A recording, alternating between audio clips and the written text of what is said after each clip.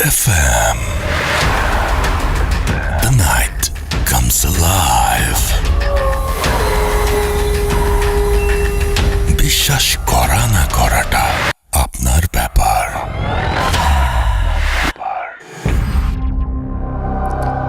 শুনছেন সবসময় রেডিও ফুর্তি রেড এফএম। আমি রাসেল আছি সাথে, আমার সাথে রয়েছেন মাসুম ভাই এবং আজকের অতিথিরা। আপনাদের সবাইকে স্বাগত জানাচ্ছি ভূত এফএমে এবং আশা করছি একটা সপ্তাহ আপনারা অনেক ভালো ছিলেন এবং সবসময় যেমন ভালোর দলে থাকেন তেমন ভালোর দলেই ছিলেন। এবং আজকে আমরা একটা নতুন এপিসোড শুরু করব উইথ সাম নিউ গেস্টস এবং তারা তাদের ঘটনা শেয়ার করবেন। আমাদের কাছে কিছু অডিও ক্লিপ রয়েছে, কিছু ইমেল রয়েছে যেগুলো আমরা পড়ে শোনাতে চাই আপনাকে এবং আশা করছি সব কিছু মিলিয়ে আজকের এপিসোডটি আপনাদের ভালো লাগবে এবং জমজমাট একটা এপিসোড আপনাদের উপহার দিতে পারবো আশা করছি, যদি আপনাদের দোয়া আমাদের সাথে থাকে। তো শুরুতেই যেটা জানাতে চাই সেটা হচ্ছে কীভাবে আমাদের ইমেইল করবেন। আমাদের ইমেল অ্যাড্রেস হচ্ছে bhutfm@radiofurti.fm, which is bhwtfm@radioforti.fm। আপনার নাম, ঠিকানা এবং ফোন নাম্বার সহ আপনার জীবনে ঘটে যাওয়া বা আপনার জানা সেরা ঘটনা লিখে পাঠিয়ে দিন আমাদের কাছে।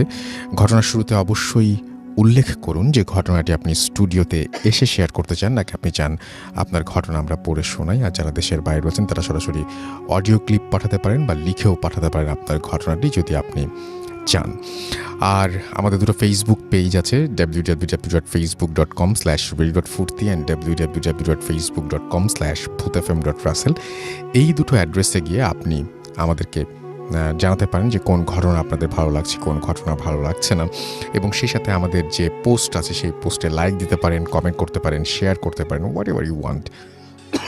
এবং আজকে শুরু করতে চাই আজকের যে প্রথম ঘটনাটি, সেটি একটা ইমেইল এবং সেই ইমেইলটা পড়ে আজকে শুরু করতে চাই আমাদের এই এপিসোডটি।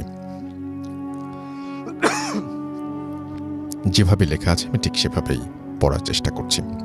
আসসালামু আলাইকুম রাসেল ভাই, আমি জানি আপনি ভালোই আছেন, তাই জিজ্ঞেস করলাম না। আমি নওগাঁ জেলার পত্নীতলা উপজেলার একটি গ্রাম থেকে বলছি। আমি সরকারি চাকরি করি, তাই স্টুডিওতে যাওয়ার মতো সুযোগ হবে না। ঘটনাটি ভালো লাগলে আপনি পড়ে শোনাবেন। নিচে আমার নাম ঠিকানা দিলাম, প্রকাশ না করার জন্য অনুরোধ রইল। ঘটনাটি আমার না, আমার এক নানির সঙ্গে ঘটে যাওয়া একটি ঘটনা। আমার মা আমাকে বলেছে ঘটনাটি আজ থেকে 60 থেকে 70 বছর আগের ঘটনা।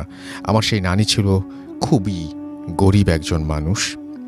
সে মানুষের বাড়িতে বাড়িতে গিয়ে বাচ্চা প্রসবের কাজ করত।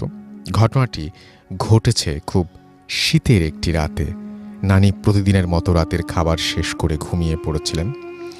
রাত যে কয়টা বেজেছিল আমার নানির মনে ছিল না, তখন ঘড়িও ছিল না। হঠাৎ করে নানির জানালায় টকটক করে কে যেন টোকা দেয়। তারপর নানিকে উঠতে বলে। তারপর নানি বলে, কে? সেই লোকটি বলে সে পাশের গ্রাম থেকে এসেছে, তার খুবই বিপদ, তার স্ত্রীর সন্তান সম্ভবা খুব কষ্টে ছটফট করছে, তাকে যেতেই হবে। নানি যেতে না চাইলেও নানি আর লোকটির কথা ফেলতে পারে না। সে বাড়ি থেকে উঠে লোকটির পিছু পিছু রওনা হলো। রাজ্যে কত ছিল নানির সেটাও মনে নেই। নানি দেখছিল লোকটি তার থেকে একটু দূরে দূরে হাঁটছিল। নানি বুড়ো মানুষ, সেই মতো করে হাঁটতে পারছিল না। লোকটিকে বলল, আমি বুড়ো মানুষ, আপনার মতো হাঁটতে পারছি না, আপনি একটু আসতে চান। আবার বলল, আর কত দূর যেতে হবে? লোকটি বলল, সামনেই রাস্তা। নানি দেখল গ্রামের মধ্যে জঙ্গলের ভেতর দিকে সে নানিকে নিয়ে যাচ্ছে। আর একটু ভেতরের দিকে যেতেই দেখল সামনে খুবই বড় একটা পুকুর। লোকটি পুকুরের পাড় বেয়ে নিচের দিকে নেমে যাচ্ছে। এখন তার সাথে কি হচ্ছিল সেটা মোটেও বুঝতে পারেনি, কিন্তু লোকটি পুকুরের ভেতর দিকে নেমে যেতেই নানি বুঝতে পারল যে তার সাথে আজকে খুব খারাপ কিছু হতে চলেছে। নানির এই প্রচণ্ড শীতের মধ্যেও গা থেকে ঘাম ঝরতে লাগলো। নানি মনে মনে ভাবল, এই অবস্থায় যদি এখান থেকে চলে যাই তাহলে সে আমার ক্ষতি করতে পারে। তাই সে মনে মনে সাহস সঞ্চার করে লোকটির পিছু পিছু রওনা দেন এবং নানি দেখতে পান যে লোকটি যাওয়ার সঙ্গে সঙ্গে আর পানি নেই, সেখানে সুন্দর রাস্তা, আর সেই রাস্তা বেয়ে লোকটি হেঁটে চলেছে। সেখানে কিছুক্ষণ হাঁটার পর নানি দেখতে পান খুব সুন্দর একটা বাড়ি, ঠিক যেন রাজপ্রাসাদের মতো, যেন কোনো শিল্পীর নিখুঁত হাতের তৈরি। বাড়ির সামনে অনেক লোকজন, আর ভেতর থেকে একজন মহিলার খুব কষ্টে ভরা কান্নার আওয়াজ আসছে। সেই লোকটি নানিকে ইশারা করে ভেতরে যেতে বলল। নানি গিয়ে দেখল একজন মহিলা সন্তান জন্ম দেওয়ার জন্য ছটফট করছে। নানি সেই মহিলার সঙ্গে প্রায় 1 ঘন্টা চেষ্টা করে সন্তান ভূমিষ্ঠ করাতে পারে। তারপর নানিকে সেই জিনটি কিছু কাপড় ও একটা ইটের সাবান দেন এবং বলেন যে গোসল করতে। নানি গিয়ে দেখতে পান যে বর্তমান যুগের সুইমিং পুলের মতো একটা পুকুর, সেখানে আরও অনেক প্রায় 9-10 জন মহিলা সেখানে গোসল করছে। নানি গোসল শেষে জিনটিকে বলল তাকে ফিরিয়ে দিয়ে আসতে, কিন্তু জিনটি তাকে একটা ঘরের মধ্যে নিয়ে গেল এবং সেখান থেকে তাকে ইচ্ছা মতো সোনা, টাকা পয়সা, সে যা চায় তাই নিতে বলল। কিন্তু নানি খুব ভয় পেয়ে গেল এবং সে বলল তার এসব কিছু চাই না, তাকে ফিরিয়ে দিয়ে আসতে। নারীর অনেক জোরাজুরির পর তাকে ফিরিয়ে দিতে রাজি হয় এবং জিনটি বলে সে যেন এই কথাগুলি কাউকে না বলে, বললে তার ক্ষতি হবে। বলে রাখা ভালো যে এর মধ্যে 7 দিন অতিবাহিত হয়েছে। এর মধ্যে নানিকে সকালে ঘরে না পেয়ে সবাই খোঁজাখুঁজি করতে শুরু করে এবং একদিন নানিকে শোবার ঘরে দেখে সবাই বলে সে এই 7 দিন কোথায় গিয়েছিল। নানি কোনো কথা বলে না এবং নানির শরীরে প্রচণ্ড জ্বর, অনেক চিকিৎসার পরেও ভালো হচ্ছে না সেই জ্বর, এবং নানি শুধু শয়নে স্বপনে শুধু সেই জিনটিকে দেখে।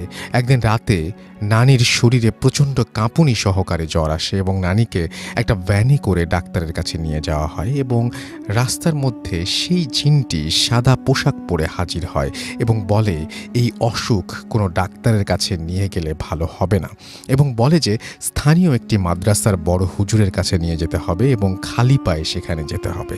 নিয়ে আসার সময় পেছন ফিরে তাকানো যাবে না।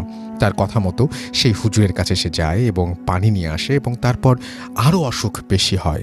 তার ঠিক 3 দিন পর আবার সেই জিনটি নানির ঘরে আসে এবং বলে তারা জুতা পরে সেখানে গিয়েছিল, সেই জন্য অসুখ বেশি হয়েছে, আবার যেতে বলল। তারপর পানি নিয়ে আসে এবং নানি পানি পান করতে শুরু করেন। তার কিছুদিন পর সেই লোকটি মাঝে মাঝে সেই নানির কাছে আসতো এবং তাকে অনেক কিছু দিতে চাইতো, কিন্তু নানি সেটা নিতে চাইতো না।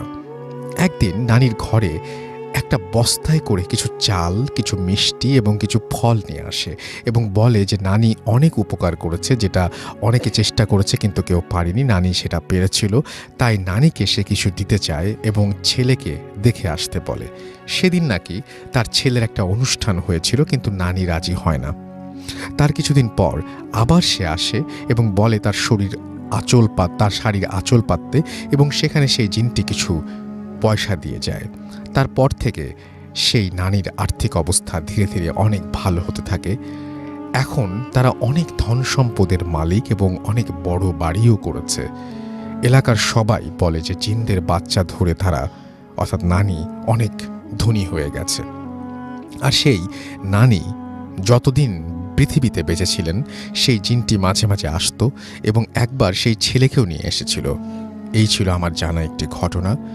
ভালো লাগলে পড়ে শোনাবেন। ধন্যবাদ। এরপর তিনি নাম প্রকাশ করেছেন, যেটা আমি প্রকাশ করছি না, এবং আশা করছি যে এই ঘটনাটি আপনাদের ভালো লেগেছে। তো যাদের ভালো লাগবে তারা অবশ্যই ফেসবুকে লিখবেন এবং জানাবেন আপনার ঘটনাও ইমেইলের মাধ্যমে। আমরা চলে যাব আমাদের প্রথম অতিথির কাছে। আপনার নামটা প্লিজ একটু জানাবেন এবং তারপরে আপনার ঘটনায় যাব আমরা। Okay, at first take my salam, Rasul bhai, assalamu alaikum. ওয়ালাইকুম সালাম। I'm Sakib, come from Khilkhet নিকুঞ্জ 2। আজকে আমি যে স্টোরিটা শেয়ার করবো, এই স্টোরিটা হচ্ছে রংপুর জেলার তারাগঞ্জ থানার আর হচ্ছে বুড়িরহাট নামক একটা জায়গার স্টোরি। তো যার স্টোরিটি শেয়ার করব তার নাম হচ্ছে, এলাকার লোকজন তাকে ফকির আলী নামেই চেনে। তো ইনি যে কাজটা করতো, রাসেল ভাই, যে গ্রাম অঞ্চলে হয় কি যে ধানের মৌসুমে আপনার হচ্ছে প্রায় হচ্ছে যে যে পাম্প দিয়ে আর কি জমিতে সেচ দেওয়া হতো আর কি। তো যেহেতু স্টোরিটা হচ্ছে আপনার 1996-এর ওই দিকে, বাট তখন হচ্ছে গ্রাম অঞ্চলে ইলেকট্রিসিটি ওইভাবে ছিল না। তখন কী করা হতো আপনার ওই যে তেল দিয়ে, মানে তেল চালিত মেশিনে আর কি ওই সেচ সুবিধাটা নিত সবাই আর কি। তো যেহেতু অনেক দূর দূরান্ত থেকে নিত, আর ওই সময় দেখা যাইতো যে সবার ওইভাবে ক্যাপাবিলিটি থাকতো না, যে সেচ পাম্প ইয়া করার ক্যাপাবিলিটি সবারই থাকতো না। তো যাদের একটু অবস্থান ভালো ছিল তারা এই কাজটা করতো আর কি। তো তারপর হচ্ছে তো অনেক দূর দূরান্ত থেকে লোকজন আসতো, তো অনেক জারে করে তেল নিয়ে আসতো। তো তেল নিয়ে আসতো বা সিরিয়াল দিতে হতো, যে কারোটা রাতে দিবে, কারোটা সকালে দিবে, বিকালে দিবে, বাট এরকম করে তিনি একটু রুটিন করতেন আর কি। তো তারপরেও প্রতিদিনে যাওয়ার সময় ওনার ওয়াইফের কাছ থেকে উনি কিছু খাবার নিতেন, যাতে রাতে যাতে ক্ষুধা লাগে এই জন্য তিনি খাবার নিতেন। তো ফার্স্ট দিন যেদিন খাবার নিয়ে যায় উনি, তো যাওয়ার পর ওনার যে একটা এনভায়রনমেন্টটা বলে দিই, যে ওনার একটা পাম্পের ঘর ছিল, দেন ঘরের পিছনে একটা জঙ্গল ছিল, অ্যান্ড হচ্ছে সামনের দিকটা হচ্ছে আপনার একটা 3 থেকে 4 কিলোমিটার দূরে একটা নদী ছিল আর কি। তো উনি কী করতো, যে ওই মেশিন স্টার্ট করে উনি বিভিন্ন জমিতে দেখতো যে পানিটা ঠিকভাবে যাচ্ছে কি যাচ্ছে না। তো ফার্স্ট দিন উনি মেশিন স্টার্ট করে, তা দেন হচ্ছে উনি হচ্ছে জমি দেখতেছে পানি যাচ্ছে কি যাচ্ছে না। তো দেখার পর ভাবলো যে ক্ষুধা যেহেতু লাগছে, জাস্ট একটু খেয়ে আসি। আচ্ছা। তো উনি যখন ঘরে আসার পর দেখে যে আসলে ওনার যে টিফিন ক্যারিয়ারে খাবারটা নিয়ে আসছে, বা টিফিন ক্যারিয়ারটা খুব সুন্দর করে কি জন্য খেয়ে ক্লিন করে রাখছে। তো উনি ভাবলো যে আমি তো খাবার নিয়ে আসলাম, নাকি ভুলেই খাবার দেয়নি, তো এত কেউ যদি খাইতো তাহলে টিফিন ক্যারিয়ারতে এত সুন্দর করে ক্লিন করে রাখতো না। বাট উনি একটা খটকা লাগে। তারপর উনি বললো আচ্ছা ঠিক আছে, বাসা যেয়ে জিজ্ঞাসা করবো। তার ওনারকে বলে, তো ওনার ওয়াইফ বলে না আমি তো ঠিকই দিচ্ছি। তো তারপর বলে এটা কি হলো, তো ঠিক আছে এটা বাদ দাও। তো তারপরে 3-4 দিন নর্মাল ছিল সব কিছু ওকে। দেন হচ্ছে উনি তারপরে 1 সপ্তাহ পর উনি আবার সেম কাজটাই করছে, সেচ দিচ্ছে, ঘুরে আসতেছে। তো উনি যখন বলতেছে আজকে ঠিক আছে খাবারটা রাখবো এবং আমি দেখবো যে এটা কে খায়। আচ্ছা। তো এইটা বলার পর উনি বাইর হয়েছে, আর ঘর থেকে বাইর হয়ে দেখতেছে যে দেখি আমার জমিতে সেচ ঠিকভাবে পানি যাচ্ছে কি যাচ্ছে না। তো উনি ঘর থেকে বাইর হওয়ার পর দেখতেছে যে ওই নদীর ওই দিক থেকে একটা সাদা পোশাক পরিহিত একজন লোক আসতেছে। তো উনি যে আসতেছে বাট প্রায় অনেকক্ষণ থেকে আসতেছে, বাট ডিস্টেন্সটা কমছে না। উনি যে ওনার কাছে পৌঁছাবে, বাট এই ডিস্টেন্সটা কমছে না। তা উনি বলতেছে একটুক পথ আসতে তো এতক্ষণ লাগার কথা না, বাট উনি বলতে দেখি আমি একটু আগে যা দেখি আসলে কি এটা। তো উনি যখন যাচ্ছিল, তো উনিও ওই লোকটার কাছে পৌঁছাতে পারছে না। তো উনি ভাবলো যে এটা কি হচ্ছে। তারপরে উনি যখন যাচ্ছিল তো হঠাৎ করে তিনি কিউরিসিটি বশত ভাবলো দেখি একটু আমার মেশিনের ঘরের দিকে একটু তাকাই। তো ঘরের যখন একটু লুক দেয়, তো উনি দেখে যে অসংখ্য কুকুর ঘরটা থেকে বের হচ্ছে, জঙ্গলের দিকে যাচ্ছে। তারপরে উনি আবার ওনার ফ্রন্ট সাইডে আবার লুক দেয়, যে লোকটাকে দেখলাম। তো দেখার পর দেখে যে না লোকটা ওখানে ভেনিশ হয়ে গেছে। তো পিছন থেকে কেউ একজন ডাকতেছে ওনাকে, অনেক সাউন্ড করে ডাকতেছে যে আপনি কই যাচ্ছেন। তো উনি অলমোস্ট নদীর কিনারে চলে আসছে প্রায়। তো উনি পিছন থেকে এসে বলে আপনি কই যাচ্ছেন। তো বলতেছে আমি তো জমিতে দেখতে আসছি যে ঠিকভাবে পানিগুলো যাচ্ছে কি যাচ্ছে না। তো বলছে আপনি তো প্রায় নদীর কাছে চলে আসছেন, নদীর আশেপাশে তো কোনো জমি নেই, আপনি কই যাচ্ছেন। তারপরে উনি তখন ওনার ঘোড়া কেটে যাওয়ার পর ওনাকে শেয়ার করে না, যদি ভয় পেয়ে যায়। তারপরে ফজরের সময় উনি বাসায় এসে কাউকে কিছু বলে না। তো না বলার পর আবার প্রায় 3-4 সপ্তাহ সব ওকে ছিল। তো তারপরে ওনার ওয়াইফ সেম জিনিসটাই দেখে। তো একদিন রাতে প্রায় হচ্ছে ফজর আজানের আগে ওনার হাজব্যান্ড ফজর আজানের সময় আসে বাসায়। তো আগে কেউ যেন টোকা দিছে দরজায়, টোকা দিয়ে ওনার টোনটা এরকম ছিল, ওনার হাজব্যান্ডের টোনে ওনাকে কল করছে যে দরজাটা খুলো আমি আসছি। তারপর উনি দরজাটা খুলে, তো আগে তো গ্রামে যেহেতু ইলেকট্রিসিটি ছিল না, বাট হ্যারিকেন নিয়ে যখন উনি বাইর হয়, তো বাইর হওয়ার পরে ওনার হাজব্যান্ডকে উনি ডাকছে যে তুমি কোথায়। তো তারপর ওনার হাজব্যান্ড উনি ভাবছে হয়তো বা ওয়াশরুমগুলো একটু দূরে হয় গ্রাম অঞ্চলের, আপনি জানেন। তো উনি ভাবছে হয়তো বা উনি ওয়াশরুমে ফ্রেশ হওয়ার জন্য গেছে। তো উনি যখন ওয়াশরুমে যায় দেখে যে ওখানে কেউ নেই। তো উনি বললো যে উনি কি আমার সাথে এই ধরনের ফান করতে পারে, বাট উনি তখন রুমে ব্যাক চলে আসে। তো আসার পর ওনার হাজব্যান্ড সেদিন ফজর আজানের সময় আসেনি, উনি একটু প্রায় 7টা 7:30 দিক বাসায় আসে। তো উনি বলে আচ্ছা তুমি তো কালকে আসছো। তা বলে না আমি তো আসিনি। তো তুমি আসলা, তুমি আমাকে ডাকলা, আমি দরজা খুললাম, খুলে দেখি তুমি নেই, তো তুমি আমার সাথে এই ফানটা কেন করলা। তো ওনার হাজব্যান্ড ওনাকে রাগারাগি করে, তোমাকে তো আমি একদিনেই বলছি যদি কেউ ডাকে তুমি খুলবা না, আগে জানালা দিয়ে দেখবা, কনফার্ম হবা, দেন তুমি দরজা ওপেন করবা, তার আগে তুমি কেন খুঁজছো। ওনার হাজব্যান্ড অনেক বকাঝকা করে। তো সেই দিনের মতোই যায়। বাট এটা যে ভয়াবহতা সামনের দিকে আরও অনেক একটা করুণ, সেটা ওনার স্ত্রীও সেটা আগে থেকে করতে পারেনি, উনিও পারেননি। তো একদিন ওনার স্ত্রীকে উনি বলে যায় যে আজকে আমি বাসায় এসে ফজরের নামাজ পড়ব। তারপরে উনি চলে যায় ওনার ওখানকার কাজ শেষ করে। তো ওনার ওয়াইফ আজান দিচ্ছে, তা উনি বলতেছে উনি তো বলে গেছে যে উনি ফজর আজানের সময় আসবে, নামাজ পড়বে, বাট উনি এখনও আসতেছে না কেন? প্রায় দেখা যাচ্ছে যে আপনার 6-7টা বেজে গেছে। তো উনি তখন জমির দিকে যাওয়া শুরু করে।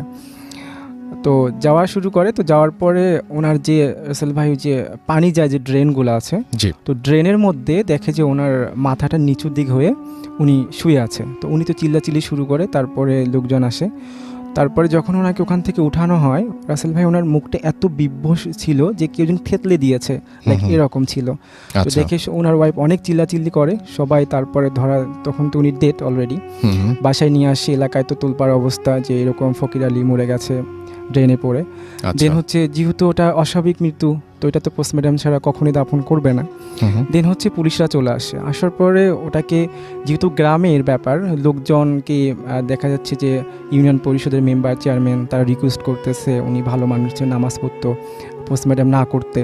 তো যেহেতু পুলিশের যেটা রুলস এটা তো তারা পালন করবেই। তো দেন এগুলো করতে, প্রসেসিং করতে করতে প্রায় সন্ধ্যা হয়ে যায়। তারপরে লাশটাকে তো নিতে হবে, কারণ হচ্ছে যে গ্রাম থেকে প্রায় আমাদের রংপুর সরকারি মেডিকেল অনেক দূরে। তারপরে হচ্ছে ওখান থেকে একটা পিক আপ ঠিক করা হয় যে পিক আপে করে লাশটাকে নেওয়া হবে। তো পুলিশ বলে পিক আপওয়ালাকে যে আপনি সামনে যাবেন, আমরা পিছন দিক থেকে আপনাকে ফলো করব। তো রাসেল ভাই প্রায় হচ্ছে 1 কিলোমিটার যাওয়ার পর হঠাৎ করে স্টার্ট বন্ধ হয়ে যায়। বন্ধ হওয়ার পর তো বলে স্টার্ট তো বন্ধ হয়ে গেছে, এখন তো এটাকে কিভাবে নিব? তো তখন কি করে, পুলিশের গাড়ির পিছনে গাড়িটাকে রশিদে বেঁধে তারপরে গ্যারেজ পর্যন্ত নেওয়ার চেষ্টা করে। তো যখন আপনার হচ্ছে পুলিশের যে ছিল ড্রাইভার, উনি যখন ড্রাইভ করছে, বাট উনি হঠাৎ করে হার্ট ব্রেক করে দেয়। তখন ওনাকে বলে আচ্ছা তুমি এইভাবে কেউ হার্ট ব্রেক করে রাস্তার মাঝখানে? তা বলছে স্যার আমি নিতে পারছি না। তা বলে কী হয়েছে? তা বলে আমি রাস্তাকে ফাইন্ড আউট করতে পারছি না। তো বলে কেন, রাস্তা তো ঠিকই আছে। স্যার আপনি ঠিক দেখতেছেন, বাট আমি একটা রাস্তাকে 4টা করে দেখছি। তো উনি বললো হয়তো বা সারাদিন এত গ্যাঞ্জাম ছিল, বা হয়তো বা একটু হ্যালুসিনেশন হতে পারে। তো ঠিক আছে, গাড়িটা ওই যে চায়ের দোকানের কাছে দাঁড়াও, আমরা একটু ফ্রেশ হয়ে নিই। তো সবাই চাটা খাওয়ার পর দেন প্রায় ওখানে 10 মিনিট এক্সপ্লেন করার পর আবার যখন তারা রওনা দিবে, তো রওনা দেওয়ার পর রাসেল ভাই তখন সব ঠিক ছিল, বাট ফাইনালি তারা হচ্ছে পৌঁছায় মেডিকেলে। তো এখন যেহেতু করবে, তো করার পর ডোমরা চলে আসে, সবাই চলছে, প্রসেসিং চলছে পোস্টমর্টম করার জন্য। তো রাসেল ভাই তারা যেহেতু এত এক্সপার্ট, বাট তারা কেন জানি হিমশিম খেয়ে যাচ্ছে। মানে 2জন ছিল, একজন লাস্টটা দিয়ে তাকিয়ে আছে, একজন বিভিন্ন সিজার টিজার যে ইনস্ট্রুমেন্ট লাগে আর কি করার জন্য সব নিয়ে আসছে, বাট তারা কোনোভাবে শুরু করতে পারছে না যে আমরা কীভাবে শুরু করব, কোত্থেকে শুরু করব, এইরকম আর কি। আরেকজনকে জিজ্ঞাসা করছে তুমি শুরু করো, এ বলছে না তুমি শুরু করো। তাদের মধ্যে একটা গোলযোগ লেগে গেছে। তখন পুলিশ বলে আচ্ছা তোমাদের সমস্যাটা কি? তখন বলছে স্যার আমাদের প্রবলেম হচ্ছে যে আমরা কোনোভাবে শুরু করতে পারছি না। তা বললে একটু ফাজলাম ওনাকে, তোমরা যে কাজটা এক্সপার্ট শুরু করতে পারছো না মানে কি? তো তারপরে যেহেতু পুলিশ শুনছে একটু যে মৃত্যুটা কীভাবে ঘটছে ওনার ওয়াইফের কাছ থেকে শোনার পর, উনি তখন বলে ঠিক আছে আমাদের যেহেতু কেন্দ্রীয় মসজিদে হুজুর আছে, তো আমরা হুজুরের হেল্প নিতে পারি। তখন হুজুরকে কল করা হয়, হুজুর চলে আসে। হুজুর তখন আসা মাত্রই বুঝতে পারে যে এটা হয়তো জিন ঘটিত মৃত্যু, বা এটা একটু প্রবলেম হবে, বাট আমি সাময়িক সময়ের জন্য কিছু দোয়া পড়ে এটা ঠিক করে দিতে পারি, বাট পরে কী হবে এটা আমি বলতে পারবো না। তারপর রাসেল ভাই তখন উনি ঠিক করে দেয়, একটু দোয়া পড়ে দেয়। দেন হচ্ছে পোস্টমর্টম করার পর বাসায় নিয়ে আসার পর লাশ গোসল করানো সব ওকে, বাট দাপন করা শেষ। কিন্তু দাপন করার প্রায় 1 সপ্তাহ পর প্রবলেমটা শুরু হয় ওনার ওয়াইফের সাথে, যে হঠাৎ করে রাতে হচ্ছে টিনের চালে অসংখ্য ঢিল ছুটছে, ডিস্টার্ব করছে, দরজায় টোকা দিচ্ছে, ওনার হাজব্যান্ডের টোনে ডাকাডাকি করছে। তো ওনার ওয়াইফ খুব নিতে পারছে না। তারপর উনি একটা কবিরাজের কাছে যান। তো কবিরাজকে বলেন যে আমার এই প্রবলেম হচ্ছে। তো বলে যে ঠিক আছে আমি তো এটা পারবো না, আমি একটা রেফারেন্স দিচ্ছি, আপনি ওনার সাথে যোগাযোগ করতে পারেন। তারপর উনি যখন রেফারেন্সটা দেন রাসেল ভাই, তখন উনি ওই কাছে যান আর কি, কবিরাজের কাছে। তো কবিরাজ যেটা ওনাকে ইনফর্ম করে যে আপনার রুমে আপনার হচ্ছে একটা বক্সের মধ্যে একটা ছোট একটা পুতুল আছে। আসলে ভাই আমি এটা করে আসছি যে উনি একটা ওনার ঘরে ওই ফার্স্ট টাইম যখন উনি ওই জিনিসটা দেখছেন, তো উনি একটা পুতুল পাইছিলেন, খুবই ছোট আকৃতির একটা পুতুল। তো ওই পুতুলটা উনি ঘরে এসে রাখেন, বাট ওনার ওয়াইফ জানতো না। তো তখন হুজুর বলে ওই পুতুলটা হচ্ছে আপনি একটা ছোট্ট একটা ব্যাগে করে, ব্ল্যাক কাপড়ের একটা ব্যাগ তৈরি করবেন, তৈরি করে ওই ব্যাগে করে আপনি পুতুলটা হচ্ছে ওই নদীতে ফেলাই দিবেন। তো ওনার ওয়াইফ হচ্ছে পুতুলটাকে একটা ব্ল্যাক কালারের ইয়াতে করে উনি তারপরটা ফেলাই দিয়ে আসেন। তো তারপর থেকে ওনার বাড়িটারি বন্ধ করে দেওয়ার পর সব কিছু ওকে ছিল। আসলে এই ছিল আমার first story. Thank you so much আপনার প্রথম ঘটনার জন্য আপনাকে অনেক অনেক ধন্যবাদ এবং আশা করছি যে আপনাদেরও অনেক ভালো লেগেছে এই ঘটনাটি। এবং এরপরে আমরা কিছু ইমেল আমরা কিছু আপনাদের কমেন্ট পড়ব এবং যেগুলো আপনারা ফেসবুকে পাঠাচ্ছেন। আমাদের দুটো পেজ আছে, আগেও বলেছি এখনও বলছি যে আমাদের দুটো পেজ রয়েছে www.facebook.com/real.ফুর্তি অ্যান্ড www.facebook.com/bhutfm.russell। আমি দেখতে পাচ্ছি আবদুল্লাহ আহমেদ শাকিল আমাদের লিখেছেন পড়তে শুরু করলাম, সঙ্গে সঙ্গে আসতে শুরু করলো প্রচুর পরিমাণে কমেন্ট। মোহাম্মদ বাদশাহ ফয়সাল আমাদের সঙ্গে আছেন আহমেদ রহমান সুমন, এছাড়াও আমাদের সঙ্গে আছেন দেখতে পাচ্ছি মোহাম্মদ রিয়াদ হাবিব পিয়াল, ম্যাশ রায়হান আমাদের সঙ্গে আছেন, MR মিলন খান আমাদের সঙ্গে আছেন দেখতে পাচ্ছি শাহাবুদ্দিন শুভ, এছাড়াও MR মিলন আমাদের সঙ্গে আছেন, সাবরিন ইসলাম তামিম এবং তামিম বাগেরহাট থেকে শুনছেন, ফারহান রহমান জিম আমাদের সঙ্গে আছেন, শেষ বিকেলের আলো আমাদের সঙ্গে আছেন, কাজল সন্ধ্যা আমাদের সঙ্গে আছেন, লাবিবা বিনতে লাবণী রাজশাহী থেকে আমাদের সঙ্গে আছেন দেখতে পাচ্ছি, এছাড়াও তসলিম মাহমুদ হৃদয়, এছাড়াও আমাদের সঙ্গে আছেন ইয়ামিন এলান, আমাদের সঙ্গে আছেন রাসেল চৌধুরী, এমডি জুবায়ের, ইয়ামিন আমাদের সঙ্গে, এমডি শাকিব আমাদের সঙ্গে আছেন দেখতে পাচ্ছি, মাহমুদ শিহাব, মোহাম্মদ আল ফাহাদ আমাদের সঙ্গে আছেন, সেলিনা পারভেজ আমাদের সঙ্গে আছেন, আহমেদ মুন্না আছেন আমাদের সঙ্গে, এছাড়াও আমাদের সঙ্গে আছেন দেখতে পাচ্ছি তানভীর রহমান তনয়, আমাদের সঙ্গে আছেন রিয়া মনি রিয়া, আমাদের সঙ্গে আছেন রানা, আছেন আমাদের সঙ্গে আতিফ আসলাম, আমাদের সঙ্গে আছেন মোহাম্মদ আশিকুর রহমান আশিক, এছাড়াও আছেন আমাদের সঙ্গে ইনোসেন্ট ফাহিম, আছেন গোবিন্দ, আমাদের সঙ্গে আছেন পাপ্পু জয় সহ আরও অনেকে, আবির হাসান আজমুল আমাদের সঙ্গে আছেন দেখতে পাচ্ছি আরও অনেকে। এবং আশা করছি যে আপনারা সবাই এখনও পর্যন্ত এনজয় করছেন আমাদের এই এপিসোডটি এবং আশা করছি পরবর্তীতেও যে ঘটনাগুলো আসবে সেই ঘটনাগুলো একইভাবে আপনাদের আনন্দ দেবে। একটা ছোট্ট ব্যাপার আপনাদের জানিয়ে রাখি, সেটি হচ্ছে যে আপনারা সবাই নিশ্চয়ই ভালো আছেন এবং মন মাতানো আপনাদের যেরকম চাই সেরকম ধরনের গান এই মুহূর্তে ভূত এফএমের ঘটনাগুলো শুনছেন। এবং এই সময় একটা ইনফরমেশন আপনাদের জানিয়ে রাখতে চাই, যারা নতুন বাড়ি করতে যাচ্ছেন তাদের জন্য রয়েছে সুখবর। আপনার বাড়িটি আকর্ষণীয় করতে আকিজ সিরামিক্স নিয়ে এলো innovative sanitary ware solution Rosa, এবং রোসা স্যানিটারি ওয়্যার্স আপনার বাথরুমে এনে দেবে একটি গ্ল্যামারাস লুক। রোসা স্যানিটারি ওয়্যার্সে রয়েছে A to Z গ্লেজ, যা আপনার বাথরুমে যোগ করবে অন্যরকম সৌন্দর্য। রোসা স্যানিটারি ওয়্যার্সের বেস্ট পার্ট হলো এর পুশ ফিট সিট কাভার। আপনার বাথরুমকে একটু বেশি সুন্দর করতে চাইলে আজই নিয়ে আসুন সিরামিক্সের innovative sanitary ware solution Rosa. আমরা চলে যাব আমাদের পরবর্তী অতিথির কাছে এবং তার ঘটনাটি শুনে আসব। আপনার নামটা প্লিজ একটু বলবেন, আপনি কোথা থেকে এসেছেন, তারপর আপনার ঘটনায় যাব। ধন্যবাদ রাসেল ভাই, সবাইকে আসসালামু আলাইকুম। আমি নাহিদ, আসছি ডুয়েট গাজীপুর থেকে। জি। তো আমি যে গল্পটা বলবো এটা আমার এলাকার চাটমোহর পাবনার, আর এটা আমাকে বলতে আমার সিনিয়র স্যার মাসুদুর রহমান। তো ঘটনা হচ্ছে 2006 সালের। তো আমার স্যার বলি যে স্যার টেক্সটাইল ইঞ্জিনিয়ার, তো পাবনার থেকে ঢাকাতে থাকতো বাসাতে। তো উনি জব করতে করতে হঠাৎ 2 দিনের ছুটিতে বাসায় যায়। তো বাসায় যেতে রাতে পৌঁছায়, বাড়িতে পৌঁছায়। বাড়িতে পৌঁছানোর পরে তো জি তো ঘুমায়, অনেক রাতে পৌঁছানোর পরে ঘুমায়। এখন ঘুমে আনুমানিক ভোরবেলাতে হঠাৎ করে স্যার একটা স্বপ্ন দেখে। স্বপ্নটা হচ্ছে এরকম যে কেউ বলতেছে যে আজান দিচ্ছে আর কি, আজান দিচ্ছে যে আজানে একটা শোক সংবাদ আসছে একটা। স্বপ্নটা এরকম ছিল যে শোক সংবাদ, তিনি কেউ একজন মারা গেছে।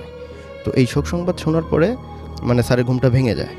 তো ঘুম থেকে উঠে স্যার এখন ফ্রেশ হলো। এখন ফ্রেশ হওয়ার কিছুক্ষণ পরে, প্রায় 15-20 মিনিট পরে সত্যি এলাকার থেকে, ওই মসজিদ থেকে মানে ওই যেই স্বপ্নটা দেখছে স্যার ঠিক সেই স্বপ্ন, হুবহু সেই স্বপ্ন। হ্যাঁ হুবহু সেই স্বপ্নটাই মানে বলতেছে মসজিদ থেকে, মানে মসজিদ থেকে যে একটি শোক সংবাদ, অমুক মারা গেছে, তো ওনার জানাজা হবে মানে 4টা-5টার দিকে, অর্থাৎ আসরের নামাজের পরে। তো আমাদের ওখানে একটা কলেজ ছিল, এই কলেজের মাঠে অনুষ্ঠিত হবে জানাজা নামাজটা। তো জানাজা নামাজটা এখন যখন ওই লোকটা মারা গেছে, তো ওই স্যারের আম্মু ওই লোকটাকে চিনতো, খুব চিনতো, এবং ওই লোকটা ভালো ছিল এরকম। তো স্যারের আম্মু স্যারকে বললো যে স্যার যেহেতু ছোটো ছিল, যে তুই একটু ওই লোকের জানাজাতে একটু অংশগ্রহণ করিস, যেহেতু স্যার কিন্তু 2 দিনের ছুটিতে আসছে। তো আচ্ছা ঠিক আছে, এখন স্যার ওইটা আমলে নিছে। তারপর স্যার থিঙ্কিং করতেছে কী ব্যাপার, আমি বুঝলাম না, আমি স্বপ্ন দেখলাম একটা, সেটাই আবার বাস্তবে প্রকাশ হলো। তো একটা কিউরিওসিটি, আচ্ছা ঠিক আছে আমি জানাজাতে থাকবো, মানে শেষ পর্যন্ত থাকবে। তো সচরাচর জানাজা হইলো, জানাজার পরে এখন গোরস্থানে মাটি দেওয়ার জন্য লাশ নিয়ে গেছে, স্যারও গেছে। তো জানাজা করার শেষে মাটি দেওয়ার পরে যেটা হয় আমাদের দেখা যাচ্ছে কি যে মানে কবরটা অনেক মানে করে অনেকে, অনেক বাঁশ কেটে, তারপরে কি মানে চাটাই চাগাড়ি যেগুলো বলি আমরা, তো ওগুলা দিয়ে খুব সুন্দরভাবে সাজায় করে কবরটা প্রস্তুত করে। তো ওইখানে আমাদের মানে যে ইয়েটা ছিল, হুজুরটা ছিল জানাজা নামাজটা পড়ায়, ইনস্ট্যান্ট হুজুর কিন্তু কবরের ওখানে দাঁড়ায় আছে, দেখতেছে যে কবর প্রস্তুত করা ঠিক হয়েছে কি না। তো যেহেতু হুজুর মানে জানাজা পড়াইছে এবং ওই লাশ দাফন দেওয়া মানে শেষ পর্যন্ত কিন্তু হুজুরের মানে দায়িত্ব থাকে এরকম। তো এখন হুজুর মানে কবর কমপ্লিট হয়েছে, আর 10 থেকে কি 15 সেকেন্ড পরেই মানে মোনাজাত করবি। এটা মানে আমাদের ইসলামে এরকম নিয়ম আছে যে কবর দেওয়ার পর সাথে সাথেই মানে বেশি দেরি মানে করতে হয় না, দেখা যাচ্ছে কি যে কিছুক্ষণ পরেই মানে মোনাজাত ধরতে হয়, তো দোয়া করতে হয়। তো এখন ঠিক যে মুহূর্তে মোনাজাত করবে মানে কে জানি ওই মানে যে হুজুরটা জানাজা পড়াইছে পিছন থেকে কে জানি একজন মোনাজাত ধরছে আর কি। তো এইটা আর কি কেউ বুঝতে পারেনি, মোনাজাতটা অনেক বড় হয়েছে, মোনাজাত মানে প্রায় 15 থেকে 20 মিনিটের মতো মোনাজাতটা। তো এখন মোনাজাত হয়েছে, এখন দোয়া হচ্ছে, এখন কেউ কিছু বলতে পারছে না। কিন্তু যখন অ্যাট দ্য টাইমে সবাই বিরক্তি হয়েছে, তখন একজন বলে ফেললো যে হুজুর একটু মানে দোয়াটা একটু শর্ট করে করেন। তখন কিছুক্ষণ পরে আবার মানে দোয়া শেষ হয়ে যায়। তো যাই হোক, দোয়া শেষ হওয়ার পরে এখন হুজুর কিন্তু সামনে যে হুজুরটা ছিল জানাজা নামাজ পড়াইছে, সেই হুজুর কিন্তু দোয়া মানে দোয়া মোনাজাতটা ধরে নেই। সে হুজুর পিছন থেকে ঘুরে বলছে, আচ্ছা কে কোন হুজুর বা কে এই দোয়াটা ধরলোটা কে? তখন বাকি মুসল্লিরা যারা পিছনে ছিল তারা বললো যে হুজুর এটা তো আপনি হুজুর, আপনি জানাজা নামাজ পড়েছেন, এটা তো আপনি করবেন, আপনি তো মোনাজাত ধরছেন। তো হুজুর বলেন, না আমি তো মোনাজাত ধরিনি, আমি তো মোনাজাত ধরলে এত বড় করার তো কোনো মানে প্রশ্নই আসে না। তো কে ধরাইছে? হুজুরেরও কিন্তু রাগ আছে যে কে এরকম একটা রাগারাগির পড়া এট দ্য পর্যায়ে সবাই বললো, মুসল্লিরা বলেছে যাই হোক যেটা হওয়ার হয়েছে, এখানে রাগারাগি করে কোনো লাভ নাই, হয়তো গায়েবীভাবে কোনো একটা লোকটা ভালো ছিল যেহেতু, হয়তো এইরকম একটা মানে কোনো একটা ফেরেস্তা হয়তো এইরকম একটা মানে মিরাকেল একটা ঘটনা ঘটছে। তো যাই হোক, এই বিষয়ের পরে ওই দিন বড় ভাইটা ইনস্ট্যান্ট ছিল, তার ঠিক 1 বছর পরে একই ডেটে, অর্থাৎ 7 সালের একই ডেটে ভাইয়াটা আবার ছুটি পায়, এরকম জবের করার পরে ছুটি পায়, আবার সে বাসায় আসে। কিন্তু সে যে ওই একই ডেটে আসতেছে এটার ভাইয়া জানে না, সেটা ভাইয়া জানে না, এটা পরে জানতে পারে, সে বাসায় আসার পরে জানতে পারে। তো যেহেতু সে জানে না, সে ট্রেনে আসবে, জব করছে মানে অফিসে কাজ করছে, বিকাল দিয়ে কাজ করে বের হয়েছে সন্ধ্যার আগে, তে ওইখানে তো আর কোনো মানে ট্রেনে যাবে বাসাতে, এখন ট্রেনে করে বাসাতে যাবে, কিন্তু ওইখানে কোনো বসার মতো মানে স্ট্যান্ডিং টিকিট কাটছে কিন্তু বসার কোনো সিট পায়নি। তো যে লোকটা মারা গেছে, ওই যে মারা গেল জানাজা এবং কবর দিল, ভাইয়া কিন্তু ওই লোকের চেহারাটা দেখেনি। আর যেহেতু ভাইয়া অনেক দিন পর মানে বাসায় যায়, হয়তো চেহারা দেখলে চিনতে পারে, হয়তো নাম জানে না, অথবা নাম শুনলে চিনতে পারে, চেহারা জানে না, এরকম হতে পারে ভুলে। তো যে স্টেশনে আসলো, সেই স্টেশনে ওই লোকটাকে দেখছে, দেখার পরে চিনতে পারছে যে হ্যাঁ এই তো আমার এলাকার আঙ্কেল। তো এলাকার আঙ্কেলটা যে কথাটা বললো, এখন এলাকার আঙ্কেল ওকে দেখেও চিনতে পারছে, হ্যাঁ কী খবর তুমি এখানে? তো বললো যে এই বিষয়ে, আমি তো এখানেই থাকি, এখানে জব করি, তো আমি বাসায় যাচ্ছি আজকেতে, ছুটিতে 2 দিন ছুটি পাইছি। তো আচ্ছা ঠিক আছে। তো আঙ্কেল এবং ওই যে লোকটা মারা গেছে ওই লোকটা সেই মানে 2007 সালের এই ভাইয়ের সাথেই দেখা। তো ভাইয়া তো দেখেনি, চেনেও নাই, তো ওইভাবে বলতেছে যে আচ্ছা ঠিক আছে তাহলে একসাথেই যাই। তো ওই আঙ্কেলের আবার টিকিট কাটা ছিল, অ্যাডভান্স টিকিট, সিটিং মানে সিট সহ। তো আঙ্কেল আবার কী করছে যে যাতে ঠিক আছে তুমি বসো, আমরা একসাথে যাই, পরে এরকম মিলেমিশেই যেতে পারবো, বেশি দূরে না, কাছেই। তারপরে এইভাবে করে আসছে। মাঝখানে আসার পথে মাঝখানে অনেক আলাপ আলোচনা হয়েছে, আঙ্কেল তার বিষয় বলছে, হ্যাঁ, তারপর আমার বড় ভাইও তিনিও তার বিষয়ে আলাপ আলোচনা করছে। তো এইভাবে আস্তে আস্তে বাসায় পৌঁছালো রাত তখন 2টার দিকে, মানে বাসাতে আসছে। তো বাসাতে আসার পরে ঠিক সেম মায়ের আম্মুর সাথে দেখা হলো। বাসাতে আসা আম্মু ছিল, স্যারের আম্মু থাকে। তো আম্মুর সাথে কথা বলতে বলতে তো বললো যে আজকে তো এই বিষয়ে একটা আঙ্কেলের সাথে আসলাম, তো আঙ্কেল তো আমাকে তার সিট, সে নিজে না বসে, সে একবারও বসেনি, আমাকেই তার সিটটা দিল। তাই আমি মনে করলাম হয়তো আমাকে ভালোবাসে বা স্নেহ করে, সেই হিসাবে আমাকে তার ইয়েটা দিছে। আমিও আঙ্কেলকে জোরাজোরি করছি বসার জন্য, বাস আঙ্কেল একটাবারের জন্য বসেনি, খালি আমাকেই বসান। সেভ ইভেন যেগুলো স্টেশনের টপিকস আছে, টপিক্সের যেগুলো হয় সেগুলোতে আঙ্কেল আমাকে অনেক চিপস অথবা জুস, হ্যাঁ, এগুলো কিনে দিয়েছে, আমি খাইছি। মানে আমাকে খুব আদর করতে করতে, নিজের ছেলের মতো আদর করতে করতে নিয়ে আসছে। তো নিয়ে আসার পরে এই তো এগুলো বললো, এবং আঙ্কেলের যে ছেলের কিছু কথা বললো, তখন আমার বড় ভাইয়ের আম্মুটা বুঝতে পারলো যে এটা সেই 1 বছর আগে যে লোকটা মারা গেছে সেই লোকটাই ছিল। 7 বছর আগে বলেছিলেন? না 2007 সালের ঘটনা। আচ্ছা, 1 বছর আগে। 1 বছর আগে, হ্যাঁ, একই ডেটে, মানে মৃত্যুবার্ষিকী। তো সেই যে ঘটনাটা, মানে 1 বছর আগে যে লোকটা মারা গেছে সেই লোকের সাথে আছে। ওই সময় তো আমার ওই ভাইয়াটা আর কি জানাজা অংশগ্রহণ করছে এবং মাটি দিছে, কিন্তু চেহারা তো দেখেনি। আর ভাইয়া তো থাকে না এলাকায়, ঢাকাতে জব করে, সে মাঝে মাঝে যায় 2-1 দিনের ছুটিতে, হ্যাঁ। তো যার জন্য চেহারাও দেখতে পারে নাই। ইভেন ওই যে ট্রেনে আসার পথে যে আলাপ আলোচনা হয়েছে, ওই আলাপ আলোচনায় কিছু বলছে, ওনার আত্মীয় রিলেটেড, ওই আঙ্কেলের আত্মীয় রিলেটেড কিছু কথা বলছে। তো ওনার আম্মাটা বুঝে ফেলছে যে এটা ওই লোকটাই। তখন আমার বড় ভাইয়ের আম্মু খুবই মানে হতভম্ব হয়ে গেল যে কীভাবে সম্ভব এটা, যে 1 বছর আগে তুই, বললো ভাইয়াকে বললো যে তুই তো জানাজা করলি তোর আঙ্কেলের, এবং আজকে সেই আঙ্কেলের আবার হচ্ছে, মানে যেহেতু পাশাপাশি তো একদম বাড়ির পাশাপাশি, তো 1 বছর উপলক্ষে হয়তো দোয়া মিলাদ এরকম কিছু হয়, অনেকে আবার কালেমা এরকম কুরআন শরীফ খতম দেয়। তো সেই হিসাবে ওই আঙ্কেলের আম্মুকেও দাওয়াত দিছিল, যেহেতু আঙ্কেল মানে ছোট বড় ভাইয়ের আম্মুকেও দাওয়াত দিছিল, যেহেতু বড় ভাইয়ের আম্মু থাকে। যে বললো যে এই আঙ্কেল তোর 1 বছর, এই আঙ্কেলই মারা গেছে, তোর হয়তো খেয়াল নাই, মনে থাকিস না, এখানে আসিস না, যার জন্য তুই দেখিস নি। তখন বড় ভাই তো মানে খুব শক খাইছে যে কিভাবে সম্ভব এটা, মানে আমার সাথে এরকম হওয়ার কারণটা কি। সে একবার মানে স্বপ্ন দেখলো, স্বপ্ন দেখার পরে সেটা আবার বাস্তবে হলো, তারপর আবার জানাজাতে অংশগ্রহণ করে এরকম একটা মিরাকেল হলো, দেন আবার আজকে বাড়িতে আসলাম, এই ধরনের হওয়ার কারণটা কি। তখন বড় ভাইয়ার আম্মু বলল ওই রাতেই বলল যে দেখ, বিষয়টা হচ্ছে তুই যখন ছোট ছিলি,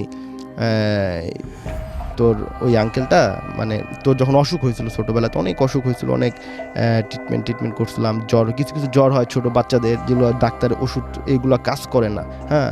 দেখা যাচ্ছে কি বনজ বা ভেষজ যদি ওষুধ আমরা খাওয়াই, এই ধরনের, অথবা কবিরাজি যদি ওষুধ খাওয়াই, তাহলে ওই ক্ষেত্রে মানে সেরে যায়। তো ওই আঙ্কেলটা নাকি কী যেন একটা গাছ, এরকম পাতা অথবা গাছের রস এরকম নাকি, মানে যখন দেখছে মানে আমার ডাক্তারের ট্রিটমেন্টে কাজ হচ্ছে না, মানে অনেক, মানে বড় ভাইটা মানে না বাঁচা এরকম অ্যাট দ্য পর্যায়ে, তখন নাকি ওই আঙ্কেলটা বড় ভাইকে নিয়ে 1 দিন না 2 দিন কাছে রাখছিল, এরকম একটা রাখার পরে কিছু চিকিৎসার বনজ ভেষজ অথবা কবিরাজি চিকিৎসা করে তাকে সুস্থ করছে। তো যার জন্য বলা চলে কি সেই আঙ্কেলের ট্রিটমেন্টে তার নতুন লাইফ সে ফিরে পাইছিল। তো যেহেতু আঙ্কেল মারা গেছে, তো তখন মানে বড় ভাইয়ার আম্মুটা মানে বুঝতে পারছে যে যেহেতু এই বিষয়টা ছিল, তাহলে সেহেতু মানে বড় ভাইয়ের সাথে এরকম ঘটনাটা ঘটছে, তিনি মারা যাওয়ার পরেও 1 বছর পরেও তাকে হয়তো এইভাবে আসছে। ধন্যবাদ রাসেল ভাই, এটাই ছিল। থ্যাংক ইউ সো মাচ আপনার ঘটনার জন্য, আপনাকে অনেক ধন্যবাদ, এবং আশা করছি যে এই ঘটনাটি আপনাদের অনেক ভালো লেগেছে। এবং আমি দেখতে পাচ্ছি আমাদের এখানে কুয়াশায় মো এমডি মেহেদি হাসান সানি, আমাদের সঙ্গে আছেন মাজহারুল মোর্শেদ, এছাড়াও আমাদের সঙ্গে আছেন ইমন খান হৃদয়, লিখেছেন অসাধারণ লাগলো। আসিফ হাসান মিরপুর 1 থেকে শুনছেন, আমাদের সঙ্গে আছেন আবির হাসান আজমল, এবং আমাদেরকে শুভ মাহমুদ আছেন আমাদের সঙ্গে পল্টন থেকে। এছাড়াও আমাদের সঙ্গে আছেন দেখতে পাচ্ছি সিফাত আহমেদ শিপন, এমডি জুবায়ের রাজশাহী থেকে শুনছেন তিনি। মাহমুদ হাসান আমাদের সঙ্গে আছেন সিফাত আমাদের সঙ্গে আছেন দেখতে পাচ্ছি। এছাড়াও শাফিন আমাদের সঙ্গে আছেন, সাকিবুর রহমান আছেন আমাদের সঙ্গে, আলমগীর হোসেন মেহেদি রাজশাহী দুর্গাপুর থেকে। এছাড়াও আমাদের সঙ্গে আছেন বর্ণহীন আশিক খুলনা থেকে শুনছেন তিনি। আরমান মাহমুদ আমাদের সঙ্গে আছেন, ঢাকা ইউনিভার্সিটি থেকে শুনছেন তিনি। MSH সোহাগ গাজীপুর থেকে আছেন আমাদের সঙ্গে আছেন মুকুল, আমাদের সঙ্গে আছেন শফিক। এছাড়াও আমাদের সঙ্গে আছেন স্বপ্নের রাজকুমার, এমডি শাহরিয়ার তন্ময় আমাদের সঙ্গে আছেন দেখতে পাচ্ছি আহমেদ রহমান সুমন, রউফ ইসলাম আমাদের সঙ্গে আছেন রাজশাহী থেকে, আহমেদ JN নোজাহাত আমাদের সঙ্গে আছেন দেখতে পাচ্ছি। এছাড়াও সাব্বির রহমান তাসকিন আমাদের সঙ্গে আছেন দেখতে পাচ্ছি। এছাড়াও শাহাবুদ্দিন শুভ, এবং তিনিও রাজশাহী থেকে প্রচুর মানুষ শুনছেন। রনি রাজ আমাদের সঙ্গে আছেন মোহাম্মদ আশিকুর রহমান আশিক রাজশাহী থেকে। প্রিন্স ফারহান আমাদের সঙ্গে আছেন দেখতে পাচ্ছি। বিশ্ব সরকার আমাদের সঙ্গে আছেন, এমডি নাজমুল হক আমাদের সঙ্গে আছেন, শ্রাবণ ইসলাম শিহাব এছাড়াও আমাদের সঙ্গে আছে, এবং তিনি খুলনা BL কলেজ থেকে শুনছেন। এমজি মেহেদি হাসান আমাদের সঙ্গে আছেন, কাল এক্সাম আমাদের সঙ্গে আছেন দেখতে পাচ্ছি। শেখ মাইন এছাড়া আমাদের সঙ্গে আছেন দেখতে পাচ্ছি এমডি আব্দুল কাইয়ুম বগুড়া থেকে শুনছেন তিনি। আমাদের সঙ্গে আছেন শেখ সাদি, আছেন শাহিন আমাদের সঙ্গে রাজশাহী থেকে শুনছেন, ভালো লাগছে ভাইয়া। ফুয়াদ হোসেন আমাদের সঙ্গে আছেন দেখতে পাচ্ছি। AB নাজমুল হক হাবিব সহ আরও অনেকে। আমরা এখন বিরতিতে যেতে পারি, তাই না? কিন্তু বিরতিতে যাওয়ার আগে আমাদের আসলে বিরতিতে যাওয়ার কোনো এখন অপশান নাই। আমরা যেটা করব সেটা হচ্ছে আরেকটা ঘটনা শোনাবো, একটা ইমেইল, এবং এই ইমেইলের ঘটনাটি আমি আপনাদের পড়ে শোনাবো। আশা করছি আপনাদের অনেক ভালো লাগবে। তো চলুন শুনে আসি ইমেইলটি, এবং কেমন লাগছে সেটা অবশ্যই আমাদের জানাবেন। এতক্ষণ ভূত এফএমের যে পেজটা আছে সেখান থেকে পড়ছিলাম, এবং ইমেলটা শেষ করে ইনশাল্লাহ আমরা যে রেডিও ফুর্তির যে পেজটা আছে সেখান থেকেও কিছু কমেন্ট পড়ে আসব। তো যেভাবে লিখেছেন আমি সেভাবেই ইমেলটা পড়তে চাই, এবং আমাদের সাথে যিনি লিখে পাঠিয়েছেন তিনি নাম প্রকাশে অনিচ্ছুক। আসসালামু আলাইকুম, আমি আমার নাম ঠিকানা প্রকাশে অনিচ্ছুক, তবে নিক নেম বলতে পারি। আমি মোল্লা। আমি সৌদি আরবে আছি 5 বছর। আমার দেশের বাড়ি মুন্সিগঞ্জে। আমি যে ঘটনাটি বলবো এটি 3 মাস আগে আমার সাথেই ঘটে যাওয়া একটি ঘটনা। আমি ঘটনা শুরু করছি। বলে নেওয়া ভালো, আমি পেশায় একজন দর্জি। আমার সৌদিতে 5 বছর ধরে বোরকা সেলাইয়ের কাজ করি। মূলত আমার ঘটনাটি একটি সেলাই মেশিনকে নিয়ে। 4 মাস আগে আমি এই কারখানায় কাজ নেই। আমাকে যে মেশিনটি দেয়া হলো কাজের জন্য, এটিতে কিছু সমস্যা থাকার কারণে আমি মুদির অর্থাৎ মহাজনকে বলি একটা মেশিনের ব্র্যান্ডের নাম তিনি বলেছেন, সেই নামটা আমি নাই বলি, মেশিন কিনে আনতে। আমি মেশিন সম্বন্ধে ভালো বুঝি। আগেরটা ঠিক করিয়ে যে তেমন লাভ হবে না বুঝেছিলাম। যেই কথা সেই কাজ। মুদির আমাকে নিয়ে গেল একটি মেশিনের দোকানে, সেই স্পেসিফিক সেই ব্র্যান্ডের মেশিনের দোকানে, এবং কয়েকটা মেশিন চালিয়ে দেখলাম, কিন্তু আমার পছন্দ হলো না। দোকানদার ছিল পাকিস্তানি। সে তার ভাষায় আমার বয়সে একটা ছেলেকে ডেকে বলল ঘরের ভেতরের মেশিনটি দেখাতে। মেশিনটা দেখে নতুনের মতোই মনে হলো, তাও অনেক ভালো কোম্পানির, দামেও কম। আমার পছন্দ হলো, কিন্তু আমি কোনো পাত্তা না দিয়ে আমি দোকানের ছেলেটাকে, কেন জানি মেশিনটা আমার দোকানের ছেলেটা আমাকে নিতে বারবার মানা করছিল, আমি কোনো পাত্তা না দিয়ে মেশিনটা নিয়ে আসি। কিন্তু কয়েকদিনেই আমার আঙুল দিয়ে কয়েকবার সূঁচ ঢুকে যায়। সতর্ক থাকার পরেও কিভাবে যেন সেই সূঁচ ঢুকে যায়। হঠাৎ এরপর একদিন লক্ষ্য করি সকালে মেশিনটা চালু। প্রথমত নিজের ভুল ভেবে এড়িয়ে যাই, কিন্তু প্রতিদিনই চালু দেখতে পাই। নিশ্চিত হই এটা আমার ভুল না। অতঃপর সবাইকে জিজ্ঞাসা করি তারা কেউ চালু করেছে কিনা, তারা না করলো। হঠাৎ একদিন আমি নিজেই খেয়াল করি মেশিনটা চালু হয়ে গেল। আমি মেশিন রুমে একা ঘুমাই, লাইট জ্বালিয়ে দেখলাম অন্য রুমের সবাই, এবং কিন্তু মেশিনটা চালু করলো কে? এর পরের দিন আমি মেশিনের কারেন্টের যে লাইন, ইলেকট্রিসিটির যে লাইন, সেটি খুলে রাখি, অবাক করা বিষয় ওই দিন রাতেও খেয়াল করি মেশিন আপনা আপনি চালু হয়ে গেল এবং সুইচ দেওয়ার আওয়াজটাও খেয়াল করি আমি। অর্থাৎ কেউ সুইচ দেয়, সেটা মনে হয় তিনি বোঝাতে চাচ্ছেন। এবং তার পরের দিন থেকে আমার সাথেই কাজ করে আমার এক মামা, তাকে নিয়ে আমি ঘুমাই। তিনি ব্যাপারটা লক্ষ্য করলেন। একদিন মামা লক্ষ্য করেন আমার মেশিনের সামনে 4-5 বছরের একটা ছায়া মূর্তি। একদিন শুক্রবার আমি বাসায় ঢোকার সময় বাহির থেকে লক করে দিয়ে যাই, কিন্তু দরজা খুলছে না। মনে হচ্ছিল ভেতর থেকে কেউ ধাক্কা দিয়ে ধরে রেখেছে। কিছুক্ষণ পরে এমনি খুলে গেল দরজা। ভেতরে এসে দেখি কেউ নেই, কিন্তু আমার মেশিনটা এই মাত্র যেন কেউ বন্ধ করেছে। এমন আরও অনেক কিছুই একে একে সবাই লক্ষ্য করি। একটা সময় সবাই বলে মেশিনটা বদলিয়ে আনতে। মেশিনটা বদলিয়ে আনার সময় দোকানে আমার বয়সী সেই ছেলেটা আমাকে বলল, আগেই মানা করেছিলাম এটা নিতে। বুঝলাম এই মেশিনটার কোনো একটা কাহিনী আছে। আমি ছেলেটাকে জোর করে কাহিনীটা জানতে চাইলে এক পর্যায়ে ছেলেটি বলতে রাজি হলো। সে যেভাবে বলেছে তার মতো করেই বলছি। একদিন এক ইয়ামিনী লোক এই মেশিনটা বিক্রি করতে নিয়ে আসে তাদের দোকানে। এই মেশিনটা তার স্ত্রী ছিল। তাদের একটা 4-5 বছরের মেয়ে ছিল। বাচ্চা মেয়ে সারাদিন তার মা আর মেশিন নিয়ে খেলা করে এবং চালু করে চালানোর চেষ্টা করে। অসতর্কভাবে আঙুল দিয়ে কয়েকবার সূচ ঢুকে যাওয়াতে তারা মেশিনটি বিক্রি করতে নিয়ে আসে। বিক্রি করে যাওয়ার সময় দোকানের সামনেই বাচ্চাটা একটা গাড়ির সাথে খারাপভাবে অ্যাক্সিডেন্ট করে। সাথে সাথে হাসপাতালে নিয়ে যাওয়া হলেও মনে হয় সে বেশি দিন বাঁচেনি। মেয়েটির সারাদিনের খেলার সঙ্গে এই মেশিনটা থাকার কারণে হয়তো তার কোনো একটা তার সঙ্গে জিন বা কিছু একটা মেশিনটি ছেড়ে যায়নি। এই মেশিনটা আরও 4 জন কিনে নিয়ে আবার ফেরত দিয়ে গিয়েছেন, কিন্তু কিনে নিয়ে গিয়েছিল, কিন্তু তারা 1 সপ্তাহের মধ্যেই ফেরত দিয়ে গেছেন। এবং আমি একমাত্র ব্যক্তি, অর্থাৎ আপনি একমাত্র ব্যক্তি যিনি 1 মাস পরে আসলেন। এই ঘটনার কোনো প্রমাণ হয়তো আমি দিতে পারবো না, কিন্তু আমার রুম, তার প্রতিটি মানুষ এই ঘটনার সাক্ষী। ঘটনাটা ভালো লাগলে পড়ে শোনাবেন। আমার কাছে আমার নিজের সাথে ঘটা এবং আমার জানা আরও অনেক ঘটনাই আছে, সময় হলে লিখে পাঠাবো। এরপর তিনি তার নাম, তার ফোন নাম্বার এবং তার ঠিকানা দিয়েছেন। তো এই ছিল ঘটনা, এবং আশা করছি যে এই ঘটনাটিও আপনাদের ভালো লেগেছে, এবং ভালো লাগলেই আমি খুশি। আর ভালো না লাগলে সেটা জানাবেন, অবশ্যই জানাবেন।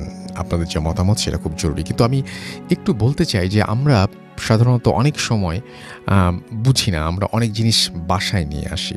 অনেকের অ্যান্টিক্সের শখ আছে এবং আমরা অ্যান্টিক যা কিছু পাই অনেক সময় বিভিন্ন স্টোর থেকে কিনে বাসায় নিয়ে আসি এবং সেগুলো রাখি, এবং সেগুলো নিয়ে অনেক ঘটনাও যে ঘটে সেগুলো আমরা ভূত এফএমে প্রমাণ পেয়েছি। তাই বলে বলছি না যে আপনারা অ্যান্টিক শপে যাবেন না, কোনো কিছু কিনবেন না, কিন্তু আমি মাঝে মাঝে বলি যে যখন কোনো সমস্যা হচ্ছে, সমস্যা না হলে তো খুব ফাইন, তাহলে তো কোনো একদমই সমস্যা নাই। বাট যদি সমস্যা হয় তাহলে আপনি দেখেন যে আপনার বাসায় এমন কোনো জিনিস আপনি নিয়ে এসছেন কি না। এটা কিন্তু আমি আমার পরামর্শ দিচ্ছি না, আমি আমার যে সমস্ত ঘটনা, সেই ঘটনার সঙ্গে আমার মনে হয়েছে সেটা আপনাদের সাথে শেয়ার করছি। এবং আপনার যদি মনে হয় তাহলে আপনার বাসায় যদি এই ধরনের কোনো জিনিসপত্র আপনি এনে থাকেন, বা বাসায় কেউ যদি কোনো জিনিসপত্র রেখে যায়, সেগুলো আমার মনে হয় একটু চেক করে নেওয়া ভালো, তাহলে সুবিধা হয় আর কি। তো যাই হোক, আমার যেটা মনে হয় আমি সেটা আপনাদেরকে বললাম। তো আমি আরও একবার মনে করে দিই, আমাদেরকে যদি আপনি ইমেল করতে চান, আমাদের ইমেল অ্যাড্রেস হচ্ছে bhutfm@videofurti.fm, which is BHWTFM@radioForti.fm। আপনার নাম, ঠিকানা এবং ফোন নাম্বার সহ আপনার জীবনে ঘটে যাওয়া বা আপনার জানা সেরা ঘটনা লিখে পাঠিয়ে দেবেন আমাদের কাছে। ঘটনার শুরুতে অবশ্যই উল্লেখ করবেন যে ঘটনাটি আপনি স্টুডিওতে এসে শেয়ার করতে চান, নাকি আপনি চান আপনার ঘটনা আমরা পড়ে শোনাই। যারা দেশের বাইরে রয়েছেন তারা সরাসরি অডিও ক্লিপ পাঠিয়ে দিতে পারেন বা লিখেও পাঠাতে পারেন ঘটনাটি। এবং আশা করছি যে আপনারা সবাই এখন পর্যন্ত যারা শুনছেন তারা এনজয় করছেন এবং আমাদের দুটো পেজ রয়েছে, www.facebook.com/radio.furti অ্যান্ড www.facebook.com/bhutfm.russell। এই দুটো অ্যাড্রেসে গিয়ে আপনি আপনার যে সমস্ত কথা বা আপনার কমেন্ট সেকশানে গিয়ে আপনি লিখতে পারেন এবং আপনি যা জানাতে চান আমাদের জানাতে পারেন। যেমন স্বপ্নের রাজকুমার লিখেছেন, এখন ইমেল করলে পড়া হবে কি না। এখন ইমেল করলে পড়াটা খুব ডিফিকাল্ট, কারণ আপনার ইমেলটা পড়তে হবে, সেটা সিলেক্ট করতে হবে আমাদের সবাইকে মিলে, তারপরে সেটা পড়বো কি পড়বো না সেটা ডিসিশন নিতে হবে। So it is very difficult now, মানে এই মুহূর্তে যদি আপনি পাঠান। আমাদের সঙ্গে দেখতে পাচ্ছি MD আবদুল্লাহ আছেন, আমাদের সঙ্গে আছেন দেখতে পাচ্ছি সানি ইসলাম, RH রাকিব আমাদের সঙ্গে আছেন, আমাদের সঙ্গে আছেন আবরার আহমেদ আসিফ, এমাদ হুসাইন জাহিদ আমাদের সঙ্গে আছেন, আমাদের সঙ্গে আছেন দেখতে পাচ্ছি তাসলিম মাহমুদ হৃদয়, মোহাম্মদ সিফাত জিয়ন আমাদের সঙ্গে আছেন, আমাদের সঙ্গে আছেন শুভ আচার্য, আমাদের সঙ্গে আছেন দেখতে পাচ্ছি এছাড়াও সোহেল, আমাদের সঙ্গে আছেন মাইনুর ইসলাম, MD শরীফুল ইসলাম আমাদের সঙ্গে আছেন, ইয়াসিন শাফিন বরিশাল থেকে আমাদের সঙ্গে আছেন, স্বপ্নের আমাদের সঙ্গে আছেন রায়হান মাহমুদ আয়ান বরিশাল থেকে আছেন, আমাদের সঙ্গে আছেন আলী চৌধুরী লিখেছেন হাই, আমাদের সঙ্গে আছেন জুবাইর লিঙ্কন, আমাদের সঙ্গে আছেন লিখন, আমাদের সঙ্গে আছেন দেখতে পাচ্ছি জিম রহমান, আমাদের সঙ্গে আছেন জাদুকর, আমাদের সঙ্গে আছেন সাইদুল ইসলাম আলামিন, আমাদের সঙ্গে আছেন সাইমুম সাজিদ আছেন, আমাদের সঙ্গে MD শাওন আহমেদ, আমাদের সঙ্গে আছেন MD রনি, আছেন কামরুল হাসান চাঁদ, এছাড়াও কানন সরকার আমাদের সঙ্গে আছেন খিলক্ষেত থেকে, নিকুঞ্জ 2, শাহরিয়ার আহমেদ শান্ত আমাদের সঙ্গে আছেন উত্তরা থেকে, আমাদের সঙ্গে আছেন রেজওয়ান রাবি, আমাদের সঙ্গে আছেন মুহিদ, এছাড়াও শাহরিয়ার শান্ত আমাদের সঙ্গে আছেন, আমাদের সঙ্গে আছেন দেখতে পাচ্ছি মেহেদি, আমাদের সঙ্গে আছেন দেখতে পাচ্ছি MD শাব্বুর রহমান, আমাদের সঙ্গে আছেন আরও অনেকেই। আপনারা যদি থাকতে চান তাহলে চলে আসুন আমাদের সঙ্গে, এবং আশা করছি যে এখানে লিখতে পারবেন আপনার কোন ঘটনা ভালো লাগছে, কোন ঘটনা ভালো লাগছে না এই সম্পর্কে। আমরা একটা ছোট্ট খবর আপনাদের জানিয়ে দেব, সেটি হচ্ছে যে মন মাতানো সব মানে ঘটনা আপনারা শুনছেন, এবং আমি আপনাদেরকে আরও একবার স্বাগত জানাচ্ছি ভূত FM-এ। যারা নতুন করে বাড়ি করতে যাচ্ছেন তাদের জন্য রয়েছে সুখবর। আপনার বাড়িটি আকর্ষণীয় করতে আকিজ সিরামিক্স নিয়ে এলো innovative sanitary ware solution Rosa, এবং রোসা স্যানিটারি ওয়্যার্স আপনার বাথরুমে এনে দেবে একটি গ্ল্যামারাস লুক, এবং রোসা স্যানিটারি ওয়্যার্সে রয়েছে A to Z গ্লেজ, যা আপনার বাথরুমে যোগ করবে অন্যরকম সৌন্দর্য। রোসা স্যানিটারি ওয়্যার্সের বেস্ট পার্ট হলো এর পুশ ফিট সিট কাভার। আপনার বাথরুমকে একটু বেশি সুন্দর করতে চাইলে আজই নিয়ে আসুন সিরামিক্সের innovative sanitary ware solution Rosa. আমরা চলে যাব একটা ইমেইলে, এবং সেই ইমেইল না, আমরা চলে যাব একটা অডিও ক্লিপে, এবং অডিও ক্লিপ শেষ করে আমরা আবারও ফিরে আসবো। সেই পর্যন্ত আমাদের সঙ্গে থাকবেন, এবং অবশ্যই অবশ্যই অবশ্যই জানাবেন অডিও ক্লিপটি কেমন লাগলো। এটি পাঠিয়েছেন তাপস ইউনাইটেড কিংডম থেকে, এবং আশা করছি যে আপনাদের অনেক ভালো লাগবে। স্টে টিউনড টু রেডিও ফুর্তি FM অ্যান্ড ডু ফুর্তি। ভূত FM, বিশ্বাস করা না করাটা আপনার ব্যাপার।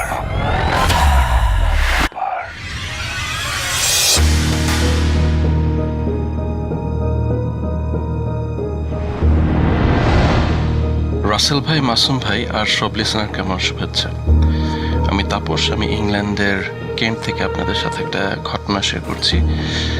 প্রফেশনালি আমি একজন লেকচারার, আর আজকে যে ঘটনাটা আমি শেয়ার করব এটা আমার এক স্টুডেন্টের ঘটনা। তো 2010-11 সালের দিকে আমার ক্লাসে রাসিম নামে পাকিস্তানি একটা স্টুডেন্ট ছিল। তো স্টুডেন্ট হিসাবে রাসিম খুব ব্রিলিয়েন্ট, হি ওয়াজ ব্রিলিয়েন্ট, অ্যাটেন্ডেন্স খুব ভালো, প্লাস রেজাল্টস খুব ভালো।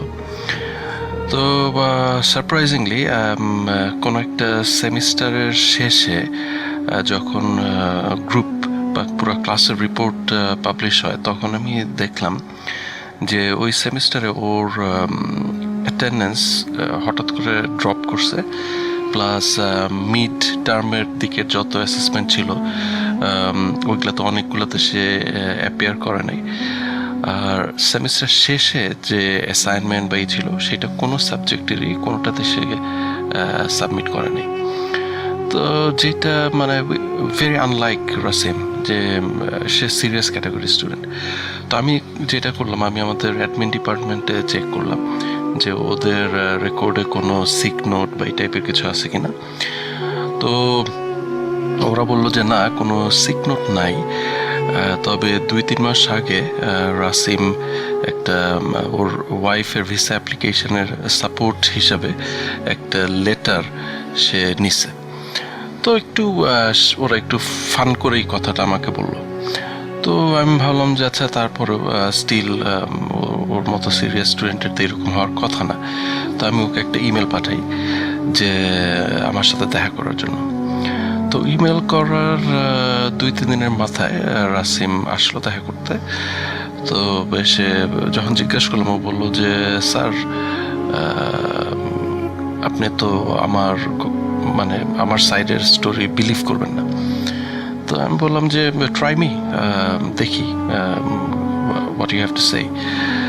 তো ও বললো যে ও এমনি একটা এখানে সিকিউরিটি এজেন্সিতে ও কাজ করে। আর এখানের সিকিউরিটি এজেন্সির কাজগুলো যেটা হয়, এজেন্সির অনেক ক্লায়েন্ট থাকে, ওই ক্লায়েন্টের রিকোয়েস্ট অনুযায়ী এই সিকিউরিটিদেরকে সাপ্লাই করা হয়। তো এই কারণে জবটা কোনো একটা পার্টিকুলার জায়গায় বা সাইটে কন্টিনিউয়াসলি নাও থাকতে পারে। দেখা যায় রোটেট হয়, অনেক সময় আছে লন্ডনের বাইরে, ও লন্ডন বেস, অনেক সময় আছে লন্ডনের বাইরে কোনো একটা সাইটে হয়। যখন লন্ডনের বাইরে হয় তখন আরও দেখা যায় যে টানা 2-3 দিন হয়তো ওর লন্ডনের বাইরে থাকতে হচ্ছে। আর ইউজুয়ালি আপনার ওয়ার্কিং আওয়ার্সটা খুব লং সিকিউরিটিদের জন্য। তো যেটা চিন্তা করে যে ওয়াইফ আসার পরে এরকম তো আসলে কাজটার জন্য ডিফিকাল্ট হবে, যে লন্ডনের বাইরে যাওয়া বা সেই। তো ও তখন ওর কোম্পানিতে যে বলে যে সরি, আমি কাজটা ছেড়ে দিব। তো ওর যে কোম্পানি, ওর যে বস থাকে, সে হি কোয়াইট লাইক রাসিম। তো যেটা বলে যে দেখো, আমি তোমাকে একটা ভালো অফার দিই যেটা তোমার জন্য হয়তো বেনিফিশিয়াল হবে। তো অফারটা হচ্ছে, ওই কোম্পানির একটা ক্লায়েন্ট তারা লন্ডনে একটা প্রপার্টি, একটা বিল্ডিং তারা কিনছে। আর বিল্ডিংটা কিনে ওরা লোকাল কাউন্সিলের কাছে প্ল্যানিং পারমিশনে অ্যাপ্লাই করছে। তো বিল্ডিংটা হচ্ছে এখানে গ্রেড 2 নামে একটা ক্যাটাগরি আছে, যেটাতে বিল্ডিংটার সাথে ধরেন একটু হিস্টোরিক কিছু অ্যাটাচমেন্ট আছে। তো এই কারণে এই অ্যাপ্লিকেশনটা একটু লঙ্গার হয়তো টাইম নিবে অ্যাপ্রুভড হওয়ার জন্য। তো মিনিমাম 3 মাস থেকে 6 মাস হচ্ছে মিনিমাম এক্সপেক্টেড টাইম যেটা লাগবে। কিন্তু এখানে লিগ্যাল অব্লিগেশন অনুযায়ী কোম্পানিটার আপনার ওই বিল্ডিংটা খালি রাখা যাবে না। এখানে ওদের 24 ঘন্টার জন্য সিকিউরিটির একটা ব্যবস্থা করতে হবে। তো ওই রাসিমের বস যেটা বলে যে তুমি এই বিল্ডিংটাতে তো স্টাফ থাকার জন্য ফ্ল্যাটের মতো করা আছে, ওয়াই ডোন্ট তুমি তোমার ওয়াইফকে নিয়ে এই ফ্ল্যাটটাতে উঠো, এটাতে তোমার রেন্ট সেভ হয়ে যাবে ইনিশিয়ালি। আর রেন্ট এই 5-6 মাস তুমি যদি রেন্ট সেভ করতে পারো, এই টাকাটা দেও, পরে তুমি তোমার ওয়াইফকে নিয়ে ভালো একটা কোথাও উঠতে পারবা। তো তখন রাসিমের কাছে মনে হয় যে হ্যাঁ, ইটস এ গুড প্রপোজাল, কারণ এর মাধ্যমে কোম্পানির যে 24 ঘন্টা একটা সিকিউরিটি অন সাইটে থাকা, সেইটাও পারপাস সার্ভ হচ্ছে, প্লাস রাসিমের জন্য রেন্ট সেভ হচ্ছে বা এইসব। তো সে রাজি হয় এবং ও উঠে যায়। এর মধ্যে ওর ওয়াইফ আসে। তো ও থাকা অবস্থায় ওর আসলে কোনো সমস্যা হয় নাই, he didn't face any problem. তো ওর ওয়াইফ আসার পরে সপ্তাহখানেক ঠিক ছিল, তারপরের থেকে প্রবলেমটা শুরু হয়। তো ও যখন বাইরের থেকে বাসায় ব্যাক করতো, তো ওর ওয়াইফ ওকে বলতো যে আমরা 2জন ছাড়া এই বিল্ডিংয়ে কি আরও কোনো মানুষ আছে কিনা। তো বললো যে না, আমরা 2জনই, কারণ ওই কোম্পানির ওরা এখনো পারমিশন পায় নাই, আর এমনি সিকিউরিটি কোম্পানিতে তো আমি একাই আছি এখানে। তো বললো যে না, কিন্তু তুমি গেলে আমি মনে হয় যে শব্দ পাই যে বিল্ডিংয়ের ভিতরে মানুষজন হাঁটতেছে এই সেই। তো রাসিম বলে যে না, এমন হইতে পারে, ফাঁকা বিল্ডিং তো, ফাঁকা প্রপার্টি তো, বাতাসের কারণে এরকম শব্দ ক্রিয়েট হইতে পারে। তো ওয়াইফও এডুকেটেড মেয়ে, তো সেও একসেপ্ট করে নেয় কথাটা। কিন্তু সমস্যা যেটা হয়, এটা আস্তে আস্তে বাড়তেই থাকে। রাসিম বাইরে থাকলেই ওর ওয়াইফ এই শব্দ পাওয়া শুরু করে, ইনফ্যাক্ট এরকমও হয় যে ও এরপর বলতে থাকে যে তুমি বাইরে গেলে আমি শব্দটা মনে হয় যে কেউ হাঁটতেছে করিডোর দিয়ে বা সিঁড়ি দিয়ে উঠতেছে এই টাইপের, কিন্তু পার্টিকুলারলি আমাদের এই যে ফ্ল্যাটটা বা রুমটা এইটার দরজার সামনে এসে শব্দটা থেমে যায়। তো রাসিম আসলে স্টিল এটা ইগনোর করে যে এটা পসিবল কিছু না, যে এই এবং তারপরে ও চেক করে ওর ইসের কোম্পানির সাথে যে কোনো পার্টিকুলার মানে ওরা আর অন্য কোনো সিকিউরিটি গার্ডকে এখানে অ্যাসাইন করছে কিনা, যে দিনের কোনো একটা টাইমে আসে। তো ওরা বলে যে না, এরকম কোনো মানে কাউকে অ্যাসাইন করা হয়নি। তো এর মধ্যে যেটা হয়, একদিন রাসিম বাইরে ছিল ফর সাম রিজন, তো ওর ওয়াইফ খেয়াল করে ওই আবার সেই ফুটস্টেপ টাইপের শব্দ বা সিঁড়ি দিয়ে কেউ হাঁটার শব্দ বা করিডোর দিয়ে হাঁটার শব্দটা হচ্ছে, এবং হইতে হইতে ওই বাসার ডোরের সামনে এসে শব্দটা থেমে যায়। তোর ওয়াইফ যেটা চিন্তা করে, আমি এখন যে হঠাৎ করে দরজাটা খুলে দেখি এখানে কে দাঁড়ানো, এবং ওর ওয়াইফ তখন মোটামুটি 100%-এর কাছাকাছি শিওর যে এইখানে কোনো একটা এক্সিস্টেন্স আছে, কোনো মানুষ আছে, সে ঘুরতেছে। তো ও যখন এটা চিন্তা করতেছে, দরজা খোলার আগেই ইমিডিয়েটলি দরজায় নক হওয়া শুরু হয়। দরজার উপরে মানে হাত দিয়ে কেউ এরকম নক করতেছে। তো ও তখন ভাবে যে হ্যাঁ, মনে হইতে পারে যে রাসিম ব্যাক করছে। ও যে খুলে দেখে কেউ নেই, পুরা করিডোর ফাঁকা। ও চেক করে সিঁড়ির ওইখানেও ফাঁকা। তো এইটাতে সে কিছুটা ভয় পায় যে না, সামথিং ইজ রিয়েলি রং। তো তারপরে ওর আসার পর ওর রাসিমকে ও বলে যে এই কাহিনী আজকে এরকম হয়েছে। তো রাসিম যেটা করে, ওর ওয়াইফের একটা কাজিন, সেও লন্ডনে বেসড, আর একটা মেয়ে, তো তাকে বলে যে দেখো, ও তো মাত্র আসছে, তো হয়তো যেহেতু একা একা এরকম থাকে নাই কখনো, ও একটু মানে লোনলি ফিল করতেছে, এইসব কারণে এইসব মানে সাউন্ড বা এইসব হ্যালুসিনেট করতেছে। তো তুমি যদি আমাদের সাথে এসে কিছুদিন থাকো, তাইলে হয়তো এটা ভালো হবে ওর জন্য। তো ওই কাজিনও রাজি হয়, ঠিক আছে ফাইন, সে আসবে। তো ওর কাজিন আসার পরে ওর কাজিনও সেম জিনিসটা মানে ফিল করে বা এক্সপিরিয়েন্স করে, যে করিডোর দিয়ে হাঁটার শব্দ। আর ইন দ্যাট মানে ওই দরজা যেদিন খুলছিল, এর পরের থেকে যেটা হয়, বাসার ভেতরেও শব্দ হওয়া শুরু করে, যে বাসার ভিতরে হাঁটতেছে। ধরেন ওই মনে হয় রুম 2-3টা ছিল এখানে, যে এই রুম থেকে ওরা এই রুমে আছে, অন্য রুমে হয়তো শব্দ হচ্ছে, বা কিচেনে শব্দ হচ্ছে, অথবা টয়লেটের ভিতরে শব্দ হচ্ছে। এই টাইপের বিভিন্ন জায়গায় র্যান্ডম শব্দ হওয়া শুরু করে। তো যেটা হওয়ার পরে ওর ওই কাজিন 2-3 দিন থাকে। 2-3 দিন থাকার পরে সে বলে যে না, আমি আসলে এই জিনিসগুলো খুব অ্যাকসেপ্ট করতে পারতেছি না, তো আমি আসলে এখানে থাকবো না।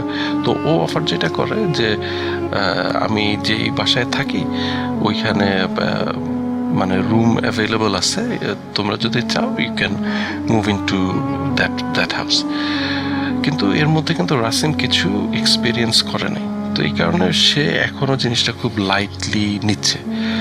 তো ওর ওয়াইফও তখন একটু জেদ ধরে যে না, সে আসলে দেখতে চায় যে কি হচ্ছে। তো লাস্ট যে ঘটনা যেটা হয় আমার সাথে রাসিমের মিটিংয়ের আগে, তো বলে যে ও বাসায় সেদিন শুধু ও আর ওর ওয়াইফ, তো মনে হয় কোনো কারণে দোকানে গেছে র্যান্ডম কিছু জিনিস কেনার জন্য, গ্রসারি বা এই টাইপের কিছু হবে কেনার জন্য, যে 10-15 মিনিট বাইরে থাকবে। তো এর মধ্যে ওর ওয়াইফ বাথরুমে যায়। তো রাসিম যখন আসা বা ও চাবিতে ঘরে ঢুকে দেখে বাথরুমের ডোরটা বাইরে থেকে লাগানো, বাসায় কিন্তু আর কেউ নাই, এবং মেইন ডোরও লক করা ছিল, যেটা রাসিম চাবি নিয়ে গেছে। তো দেখে বাথরুমের ডোরটাও করা। তো যে সাথে বাইরের থেকে বাথরুমের যেটা হচ্ছে আপনার প্যাডলক টাইপের থাকে আর কি, ওই ছিটকিনি টাইপের যেটা, ওইটা খুলে দরজা পুরোটা খুলে দেখে ওর ওয়াইফ ভিতরে বসে সে কাঁদতেছে। তো কি ব্যাপার, ও বলে যে তুমি যাওয়ার পরে তো এইরকম শব্দ হওয়া শুরু হয় বাসার ভিতরে এবং বাথরুমের দরজায় নক পড়তে থাকে। তো নক পড়ার পরে ওর ওয়াইফ তখন দরজা শক্ত করে ধরে দাঁড়ায় থাকে এবং কিছুক্ষণ পর যখন খুলতে চায় তখন আর দরজাটা খুলতেছে না। তো কারণটা অবভিয়াস যে এটা হচ্ছে মানে বাইরের থেকেই তখন অলরেডি সামওয়ান সামহাউ এই বাথরুমের দরজাটা লক করে দিছে।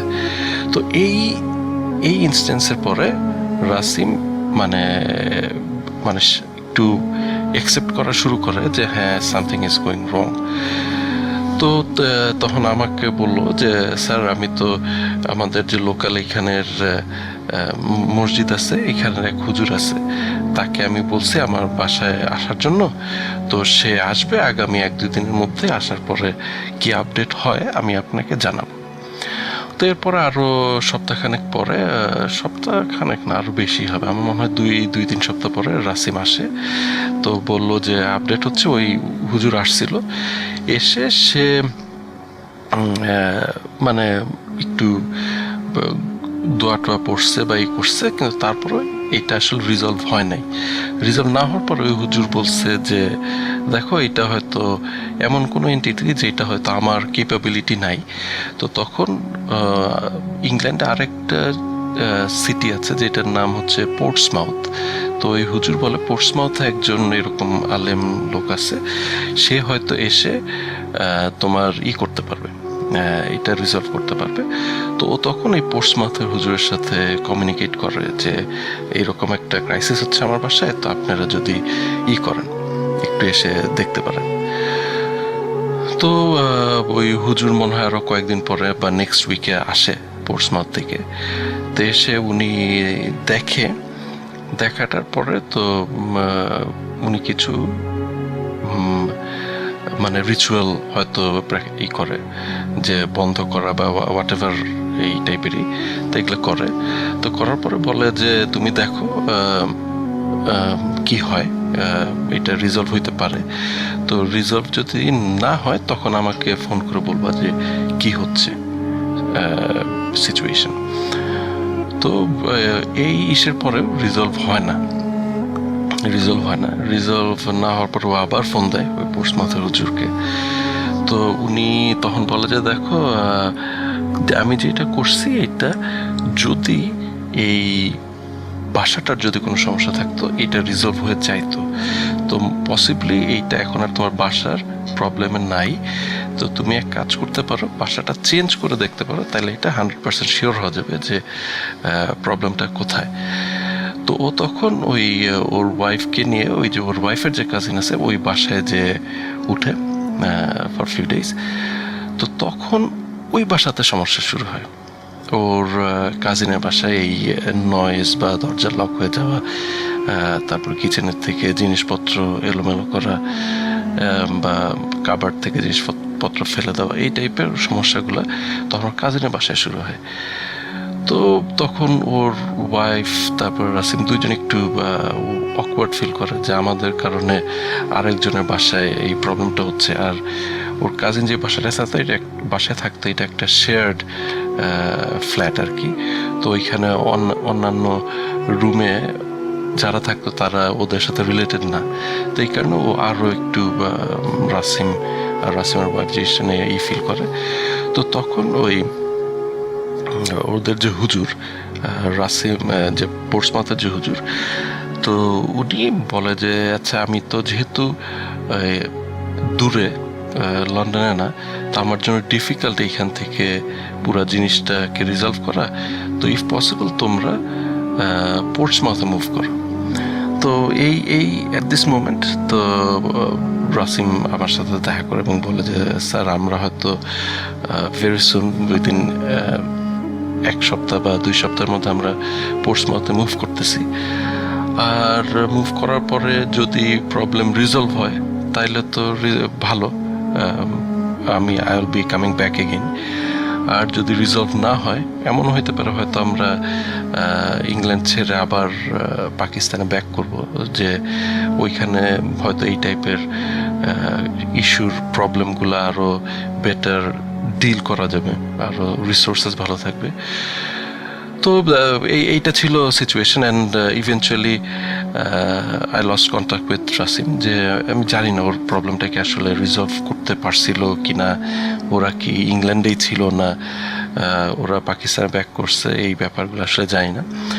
কিন্তু মানে এটা একটা আমার জন্য আনসলভড মানে স্টোরি, যেটা আমি জানি না যে এন্ডিংটা কি হয়েছিল, বাট আমার কাছে কাহিনীটা একটু মনে হয়েছে যে ডেফিনেটলি এটা শেয়ার করার মতো হয়তো কিছু, আর এই কারণে আমি আজকে আপনাদের সাথে শেয়ার করলাম।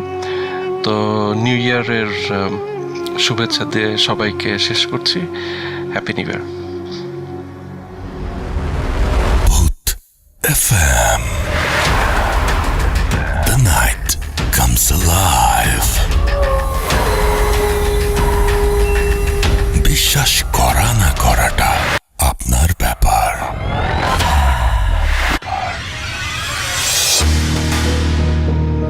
ইয়েস, অফকোর্স, বিশ্বাস করা বা না করাটা আপনার ব্যাপার। এবং শুনছেন রেডিও ফুর্তি রেড এফএম, ঘড়িতে সময় রাত 1:04 এবং চলছে ভূত এফএম। আশা করছি যে এই যে ঘটনাটা আমরা শুনলাম একটু আগে, একটা লম্বা অডিও ক্লিপ, এই অডিও ক্লিপটি আপনারা অনেক পছন্দ করেছেন এবং আপনাদের অনেক ভালো লেগেছে, এবং ভালো লাগার মতোই একটা ঘটনা। আমি জানি, আমি বিশ্বাস করি যে আপনারা বাংলাদেশের শুধু না, পৃথিবীর যে প্রান্ত থেকে শুনছেন, আপনাদের কাছেও হয়তো এরকম ধরনের ঘটনা আছে। সেই ঘটনাগুলো অবশ্যই আমাদের জানাবেন, এবং আমাদেরকে আপনারা বিভিন্নভাবে জানাতে পারেন। ইমেইল করে জানাবেন, কিন্তু বিভিন্নভাবে জানাতে পারেন। সেটা হচ্ছে আপনারা লিখে জানাতে পারেন, অডিও ক্লিপের মাধ্যমে জানাতে পারেন, বাট আপনারা জানান আপনাদের ঘটনাগুলো। আমরা ভূত এফএমে যতগুলো এপিসোড করেছি, অনেকেই আমাকে জিজ্ঞেস করেন যে এত ঘটনা আসলেই কি আছে কি না। আমি সবসময় বলি একটা কথা, সেটা হচ্ছে আমাদের এই দেশের যত মানুষ, আমরা যদি সেই মানুষের অর্ধেক ঘটনাও ধরি, আমরা যদি অর্ধেকেরও কম, আমরা যদি 8 কোটি ঘটনাও পাই, তাহলে কতগুলো এপিসোড চালানো যায় চিন্তা করুন। 1 কোটি ঘটনাও যদি পাই, তাহলেও কতগুলো এপিসোড চালানো সম্ভব। সো আমি জানি যে প্রত্যেকটা মানুষের কাছে, আমাদের চারপাশে যারা বাস করেন, তাদের প্রত্যেককে আপনি জিজ্ঞেস করুন, প্রত্যেকের কাছেই একটা ঘটনা আছে। হয় তার নিজের, অথবা তিনি কোনো জায়গা থেকে শুনেছেন, তার কোনো রিলেটিভের, কোনো ফ্রেন্ডস বা ফ্যামিলি মেম্বারের, অন্য কারো, মানে আছে একটা ঘটনা, আপনি পেয়েই যাবেন। সো যে দেশে প্রত্যেকটা মানুষের একটা করে ঘটনা আছে, সেই দেশে ভূত এফএম আজীবন চলতে পারে বলে আমার বিশ্বাস। তো আর সব ঘটনাই যে আগে ঘটেছে 20 বছর, 30 বছর, 50 বছর, 100 বছর আগে, ব্যাপারটা এরকমও না। কিছু কিছু ঘটনা খুব রিসেন্টলি ঘটেছে, কিছু কিছু ঘটনা খুব মানে ভূত এফএম চালু হওয়ার পরেও অনেকের সাথে অনেক ঘটনা ঘটেছে, তাই না? একদম কিছুদিন আগেও ঘটে যাওয়া ঘটনা এরকমও আছে। তার মানে ঘটনা ঘটতেই থাকবে, এবং ঘটনার পরিমাণ কিন্তু বাড়তেই থাকবে, তাই না? তো আমার মনে হয় যে সেই ঘটনাগুলো যদি আপনারা শেয়ার করতে চান, তাহলে শেয়ার করতে পারেন আমাদের অ্যাড্রেসে। আমাদের ইমেল অ্যাড্রেস হচ্ছে bhootfm@radiofurti.fm, which is bhootfm@radio.fm। আপনার নাম, ঠিকানা এবং ফোন নাম্বার সহ আপনার জীবনে ঘটে যাওয়া বা আপনার জানা সেরা ঘটনাগুলো পাঠিয়ে দিন আমাদের কাছে। ঘটনার শুরুতে অবশ্যই উল্লেখ করুন যে ঘটনাটি আপনি স্টুডিওতে এসে শেয়ার করতে চান, নাকি আপনি চান আপনার ঘটনা আমরা পড়ে শোনাই। যারা দেশের বাইরে রয়েছেন, তারা সরাসরি অডিও ক্লিপ পাঠাতে পারেন বা লিখেও পাঠাতে পারেন ঘটনাটি। আর একটা জিনিস বলবো, যারা ফেসবুকের মাধ্যমে ঘটনা পাঠাতে চান, তাদেরকে রিকোয়েস্ট করবো যে ফেসবুকে না দিয়ে ইমেইলের মাধ্যমে ঘটনা পাঠান। সেটা অনেক বেশি ভালো আমাদের সবার জন্যই। এবং আপনি ফেসবুকে আমাদের যে পেজ রয়েছে ভূত এফএমের, সেই পেজে গেলেও আপনি দেখতে পারবেন যে এটা ইমেইল করার অপশান রয়েছে। সেই ইমেইল করার বাটনটা প্রেস করে আপনি সহজেই আমাদের ইমেইল করতে পারেন, তাই না? So it's very easy. আর যারা রেডিও ফুর্তি, তো পেজটা ভেরিফাইড। আনফর্চুনেটলি অনেকগুলো পেজ থাকার কারণে ভূত এফএমের পেজটা ইজ নট ভেরিফাইড। তো এখন যেটা করতে পারেন সেটা হচ্ছে ভূত এফএমের আমাদের যে ভেরিফাইড পেজ রেডিও ফুর্তির, সেখানে কিন্তু ভূত এফএমের পেজটা লিঙ্ক দেওয়া থাকে প্রত্যেকটা পোস্টের ওপরেই। সুতরাং সেখান থেকে আপনি সরাসরি আমাদের আসল যে পেজটা, রিয়েল যে পেজটা, সেই পেজে ল্যান্ড করতে পারেন। It's very easy. তো আপনারা চাইলেই আজকে চেক করতে পারেন এবং আমাদের সাথে আপনারা থাকতে পারেন। আমাদের দুটো পেজ রয়েছে, www.facebook.com/video.furti and www.facebook.com/bhutfm.russell। এই দুটো অ্যাড্রেসে এইভাবে গেলেও আপনি কোনো সময় ভুল পেজে ল্যান্ড করার সম্ভাবনা থাকবে না আপনার। সো আপনি সেভাবেও চাইলে করতে পারেন। তো আমি এখন যেটা করবো সেটা হচ্ছে আবারও আমাদের অতিথির কাছে যাব এবং তার কাছ থেকে একটা ঘটনা শুনে আসবো। আপনার নামটা প্লিজ একটু বলবেন। আমাদের প্রথম যে অতিথি তিনিই আবার আরেকটা ঘটনা বলবেন এবং তারপরে আপনার ঘটনাটা আমরা শুনবো। থ্যাংক ইউ রাসেল ভাই, Shakib again. You are most welcome. Rasel ভাই, এখন যে স্টোরিটা শেয়ার করবো এই স্টোরিটা হচ্ছে 2008-এর একটা ঘটনা। এই জি। স্টোরিটা হচ্ছে আমার এক ছোট মামা, ওর নাম হচ্ছে রাকিব সরকার। তো রাসেল ভাই সরাসরি স্টোরিতে চলে যাচ্ছি। জি। তো রাসেল ভাই ও একটা টাইম হচ্ছে মাদ্রাসা স্টুডেন্ট ছিল, বা মাদ্রাসা স্টুডেন্ট থাকাকালীন অবস্থায় তো ওর মাদ্রাসার পড়ালেখা ওর ভালো লাগছে না। তো ওর বাবাকে বলে যে আব্বু আমার মাদ্রাসার পড়া ভালো লাগছে না, আমি মাদ্রাসা লাইনে পড়বো না। তো তারপরে হচ্ছে ওর বাবা ওকে নিয়ে এসে একটা তারাগঞ্জের একটা রংপুর জেলা তারাগঞ্জ থানার একটা গ্রামের স্কুলে ওকে ভর্তি করা দেয় আর কি। তো হয় কি যে সামার ভ্যাকেশনে সব স্কুল থেকেই হচ্ছে পিকনিকে চলে যায়, তো ওদের স্কুল থেকে যথারীতি পিকনিকে যাওয়া হয় আর কি। তো দেখা যাচ্ছে যে রংপুর থেকে প্রায় অনেক দূরেই ছিল, বাহিরে একটা পিকনিক প্লেস ছিল। তো ওখান থেকে তারা পিকনিক শেষ করে তো দেখা গেল যে ফিরতে ফিরতে রাত 12টা হয়ে যায়। তো সবাই জানে যে আপনার হচ্ছে পিকনিকের বাসগুলো ফার্স্ট অফ অল স্কুলে আসে, স্কুল থেকে যে যার মতো বাসায় চলে যায়। তো ও বাসায় স্কুলে চলে আসে, আসার পর ওর একটা ফ্রেন্ড ছিল, তো ফ্রেন্ডের নাম পারভেজ। তো পারভেজ সহ দুজন আসতেছিল। তো পারভেজ বলে দোস্ত এখন তো রাত হয়ে গেছে, তো প্রায় 12টা বাজে, তুই আজকে আমার বাসায় থেকে যা। তো বলে দোস্ত না থাকা যাবে না, আম্মুর আগারাগি করবে, বাসা তো পাশেই। তো বলে রাখি যে পারভেজের বাসা থেকে ওর বাসা যাইতে মাত্র 20 মিনিট টাইম লাগে আর কি। তো বলে যাইতে পারবো। তারপর দেখ ভেবে দেখ, অনেক রাত কিন্তু, ভয় পাবি আবার। না কিচ্ছু হবে না। তো এই বলে ওখান থেকে রওনা দেয়। তো দেওয়ার পর ও একটু ওর পারভেজের বাসা থেকে প্রায় 10-15 মিনিট হাঁটার পর ওর কেমন জানি একটু গা শিরশির করছে, হঠাৎ করে লোম দাঁড়া যাচ্ছে, একটু ভয় ভয় কাজ করছে। তো ও ভাবলো একা একা আসতেছি, আর সেই সময় শীতকাল ছিল, জি। যদিও ফেব্রুয়ারির শেষের দিকে একটু একটু হালকা ঠান্ডা থাকে, আর উত্তরবঙ্গে তো এমনিতেই অনেক প্রচুর ঠান্ডা। তো ও বললো যে হয়তো বা সোয়েটার নিয়ে আসি নাই, হয়তো বা এরকম ফিল হচ্ছে। বাট ও ওখান থেকে জাস্ট ও যত স্টেপ সামনে যাচ্ছে তত ওর ভয়টা জেগে বসছে ওর বডিতে, কেমন যেন ওর ফিল হচ্ছে। তো আসলে ভাই ওকে বাসা আসতে হলে একটা বাসঝাড় ক্রস করতে হয় ফার্স্ট অফ অল। যখন ওর বাসঝাড়টা কাছে আসে তো দেখতেছে বাসঝাড়গুলো অটোমেটিক দুলছে। তো ভাবলো এখন কোনো ঝড় নেই, কোনো কিছু না, ওয়েদার অনেক কুল, তারপরে কেন এত বাসঝাড় নড়ছে বা সামথিং লাইক। তো ও ওটা মাথায় না নিয়ে, ও মাদ্রাসা স্টুডেন্ট, একটু বুঝতে পারছে যেহেতু এত রাত, হয়তো তার সামথিং ইজ রং, কোনো একটা প্রবলেম হতে পারে। দেন তারপরে ও আরেকটু যখন সামনে এগোচ্ছে, তো সামনে যখন এগোচ্ছে একটা বড় বট গাছ তাকে আবার ক্রস করতে হবে। তো রাসেল ভাই বট গাছটার কাছে যখন আসে, হঠাৎ করে বড় একটা ডালটা অনেক কাঁচা ছিল, ওর সামনে ভেঙে পড়ে আর কি। ওর প্রায় হচ্ছে 2 হাত সামনে ভেঙে পড়ে, আর একটু হলো মাথায় পড়তো। তো ও এটা নিয়ে খুবই ভয় পাচ্ছে। তো এত রাতে গ্রামের লোকজন দেখে যে 7টার মধ্যে সবাই ঘুমিয়ে পড়ে। তো ও ভাবলো যে চিল্লাচিল্লি করলেও কেউ শুনবে না। তো তারপরে ও যেহেতু মাদ্রাসা স্টুডেন্ট, ও একটু মানে দোয়া জানে, ওগুলো মনে মনে পড়ছে। তো এখনও ভাবলো যদি আমি এই রাস্তা আমার জন্য খুবই রিস্কি হয়ে যাচ্ছে, তো আমি একটা বাইপাস ইউজ করতে পারি। দেন ও কী করলো যে বাইপাসটা ইউজ করে রাসেল ভাই ও তাড়াতাড়ি বাসায় যেতে পারবে। তো ভাবলো যে আমি ভিতর দিয়ে যাই, তাড়াতাড়ি যেতে পারবো আর কি। তখন ও টার্ন নেয় হচ্ছে বাইপাস রোডের দিয়ে।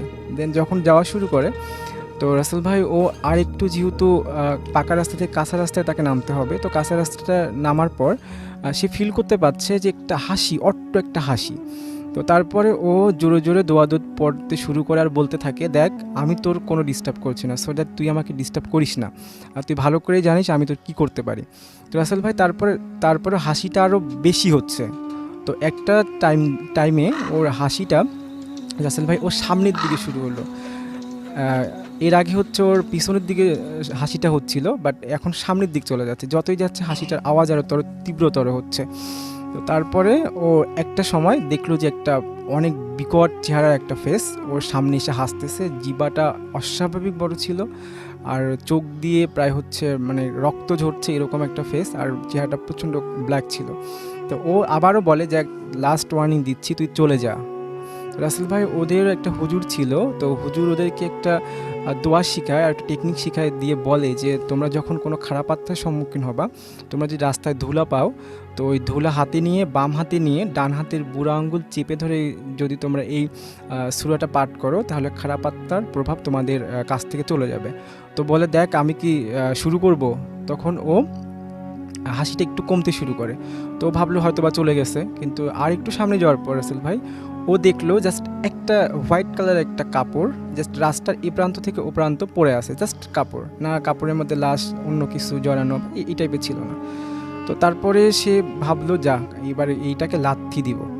তো ও যখন এই কথা ভাবে রাসেল ভাই, তখন দেখলো যে ওই কাপড়টা অটোমেটিক রোল হচ্ছে আর শূন্যে ভাসছে।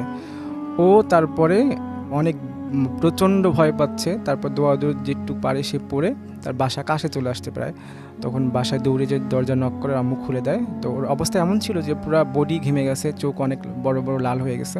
তো আম্মু বলে তোর এই অবস্থা কেন, শীতের সময় কি দৌড়েছিস? ওকে না আম্মু আমি এখন শাওয়ার নিব। তো বলছে যে এত রাতে শাওয়ার কেন নিবি? ওকে না আমার শাওয়ার দরকার আছে, আমি শাওয়ার নিতে হবে। তো রাসেল ভাই ও শাওয়ার নেওয়ার আগে তো ও যখন ওর বেডরুমে যায়, তো যাওয়ার পর ওখান থেকে টাওয়েল নিবে, তো নেওয়ার সময় দেখে ঘড়িতে যেখানে ওর আসতে লাগতো 20 মিনিট টাইম, সেখানে 1 ঘন্টা 20 মিনিট টাইম লেগে গেছে। তখন ভাবে তাহলে 1 ঘন্টা সে কোথায় ছিল। বাট সে যে প্রথমে বাঁশঝাড়ের যে একটা প্রবলেম ক্রিয়েট হলো ওটা ফেস করলো, দেন হচ্ছে বট গাছ, দেন হচ্ছে ওই যে বিকট চেহারার যে ফেসটা, দেন হচ্ছে কাপড়, কিন্তু এইটা ক্রস তো এত টাইম লাগার কথা না। বাট তার 1 ঘন্টা 20 মিনিট টাইম লেগে গেছে। বাট তারপরে ও সকালে প্রচণ্ড রকমের অসুস্থ হয়ে যায়। তারপরে এলাকার একটা কবিরাজ ছিল, তো কবিরাজের কাছে নিয়ে যাওয়ার পর কবিরাজ কিছু তাবিজ তারপরে দোয়া দুরুদ পড়ে দেয়। ও তারপরে ও তাবিজটা এখনও সাথে আছে। ওর ইচ্ছা ছিল স্টুডিওতে ঘটনা শেয়ার করবে, বাট ও অনেক দূরে থাকে। বাট ওই জন্য আমাকে বলতে বলছে নেক্সট টাইম অবশ্যই আসবে, ওর কাছে অনেক স্টোরি আছে। আসলে এই ছিল তার সাথে একটা story. Thank you so much. আপনার ঘটনার জন্য আপনাকে অনেক ধন্যবাদ। এবং আমি আরও একবার আপনাদের একটা খবর জানিয়ে দিতে চাই, সেটা হচ্ছে যে যারা নতুন বাড়ি করতে যাচ্ছেন তাদের জন্য সুখবর রয়েছে। আপনার বাড়িটি আকর্ষণীয় করতে আকিজ সিরামিক্স নিয়ে এলো innovative sanitary ware solution Rosa sanitary wires আপনার বাথরুমে এনে দিবে একটি গ্ল্যামারাস লুক। রোসা স্যানিটারি ওয়্যার্সে রয়েছে A to Z গ্লেজ, যা আপনার বাথরুমে যোগ করবে অন্যরকম সৌন্দর্য। রোসা স্যানিটারি ওয়্যার্সের বেস্ট পার্ট হলো এর পুশ ফিট সিট কাভার। আপনার বাথরুমকে একটু বেশি সুন্দর করতে চাইলে আজই নিয়ে আসুন সিরামিক্সের innovative sanitary wares solution Rosa. আমরা চলে যাব আমাদের পরবর্তী অতিথির কাছে এবং তার কাছ থেকে একটা ঘটনা শুনে আসবো আমরা। আপনার নামটা প্লিজ একটু বলবেন, আপনি কোথা থেকে এসেছেন, তারপর আপনার ঘটনায় যাব। থ্যাংক ইউ রাসেল ভাই। আমি মেহেদি হাসান, আমি মিরপুর থেকে এসেছি। আমার দেশের বাড়ি গোপালগঞ্জ জেলার কোটালীপাড়া উপজেলায়। তো আমি আজকে যে ঘটনাটা আপনাদের সাথে শেয়ার করতে চাই, এই ঘটনাটি ঘটেছে গোপালগঞ্জ জেলার কোটালীপাড়া উপজেলায়। ঘটনাটি ঘটেছে রাসেল ভাই আমার নানার সাথে। তো আমি আমার নানার মুখ থেকে ঘটনাটা শুনেছি, সেই ঘটনাটি আজকে আমি আপনাদের কাছে শেয়ার করতে চাই। জি। তো আমার নানা আগেরকালের মানুষ, তো তখন তারা একটু মাছ টাছ এইগুলা ধরতো। তো নানা রাতের বেলায়, বেশিরভাগ সময়টা রাতের বেলায় মাছ ধরতো, কারণ রাতের বেলায় অনেক মাছ পাওয়া যায়। তো রাতের বেলায় নৌকা নিয়ে আর সে মাছ ধরতে যেত। তো তার ছোট একটা ভাই ছিল, তার ভাইকে নিয়ে সে মাছ ধরতে যায়। দুজন মিলে রাতের বেলা যখন মাছ ধরতে যায়, তো যারা যে বিলে মাছ ধরতে যায় সেই বিলের সাইডে একটা বাগান থাকে। ওই বাগানের আশপাশে তেমন একটা যেত না, কারণ ওই বাগানে নাকি অনেক সময় অনেক কিছু অদ্ভুত টাইপের কিছু একটা দেখা যেত। তো অনেক সময় অদ্ভুত দেখা যেত, কখনো কখনো দেখা যেত যে অর্ধেক ঘোড়া অর্ধেক মানুষ, এরকম টাইপের কিছু একটা দেখা যেত, যার কারণে ওই বাগানের আশপাশে তেমন একটা ঘোরাঘুরি কেউ করতো না, যেত না। তো মাছ ধরতে ধরতে, অনেক সময় মাছ ধরতে ধরতে তারা দুজন ওই বাগানের কাছে চলে যায়। কাছে চলে যাওয়ার পরে হঠাৎ করে নানা খেয়াল করে যে আমি তো সেই বাগানটার কাছে চলে আসছি, এখন মানে ওইখানে তো যাওয়া ঠিক না। তো তারপরে নানা তার ছোটো ভাইকে বলে যে চল আজকে আর মাছ ধরবো না, আমরা বাড়িতে চলে যাই। তো এটা বলে যখন সে মানে কী পরিমাণে মাছ ধরছে এটা দেখার জন্য নৌকার দিকে তাকায়, তো দেখে যে সেই নৌকার ভিতরে কোনো মাছই নেই, সব মাছগুলা মানে কি হয়েছে সে নিজেও জানে না। তারপরে সে তার ছোটো ভাইকে বললে যে আমি তো এত অনেক মাছ ধরলাম, তো এইগুলা কী হইলো। সে তার ছোটো ভাই একটু ভয় পায়। তো নানা বুঝতে পারে যে না, বিষয়টা আসলে স্বাভাবিক না, এটা অন্য কিছু হয়তো। তো নানা বলে চল আজকে আর মাছ ধরা লাগবে না, আমরা আজকে বাড়ি চলে যাই। এটা বলে যখন তারা মানে বাড়ির দিকে রওনা দিল, তো নৌকা করে বাড়ির দিকে যাইতেছে, তাদের বাড়ি যাওয়ার সময় একটা ব্রিজ ক্রস করতে হয়। তো ব্রিজের নিচ দিয়ে তো যায়, ব্রিজের দুই পাশে দুইটা তাল গাছ আর দুইটা তাল গাছ আছে। তো নানা যখন ব্রিজের কাছ পর্যন্ত আসে তখন সে হঠাৎ করে দেখতে পায় যে মানে কি ধরনের একটা আকৃতি, মানে অনেকটা লম্বা, অনেক দুইটা পা, মানুষের মতো দুইটা পা, একটা পা তাল গাছের এই পারে দেওয়া, আর একটা পা ওই তাল গাছের আর এক পাতায় দেওয়া। তো এইটা দেখে তার ছোটো ভাই হঠাৎ করে ভয় পেয়ে যায়। তার ছোটো ভাই ভয় পাওয়ার কারণে তারপরে নানা একটু সাহস করে তাকে বলে, না আসলে সব কিছু না, তুই চল, কিছু হয়নি। এটা বলে সে দূরত পড়তে পড়তে চলে যায় ওখান থেকে। তো যাওয়ার পরে তার ছোটো ভাই যে ভয় পায়, তার পরের দিন থেকেই তার ছোটো ভাইয়ের জ্বর এসে যায়। জ্বর এসে যাওয়ার পরে প্রথমে পর্যায়ে গ্রামের ডাক্তার দেখায়, তো তারপরে জ্বর তার ভালো হয় না। তো নানা ভাই থেকে সিদ্ধান্ত নেয় যে তাকে নিয়ে মানে বড় কোনো হাসপাতালে দেখাবে।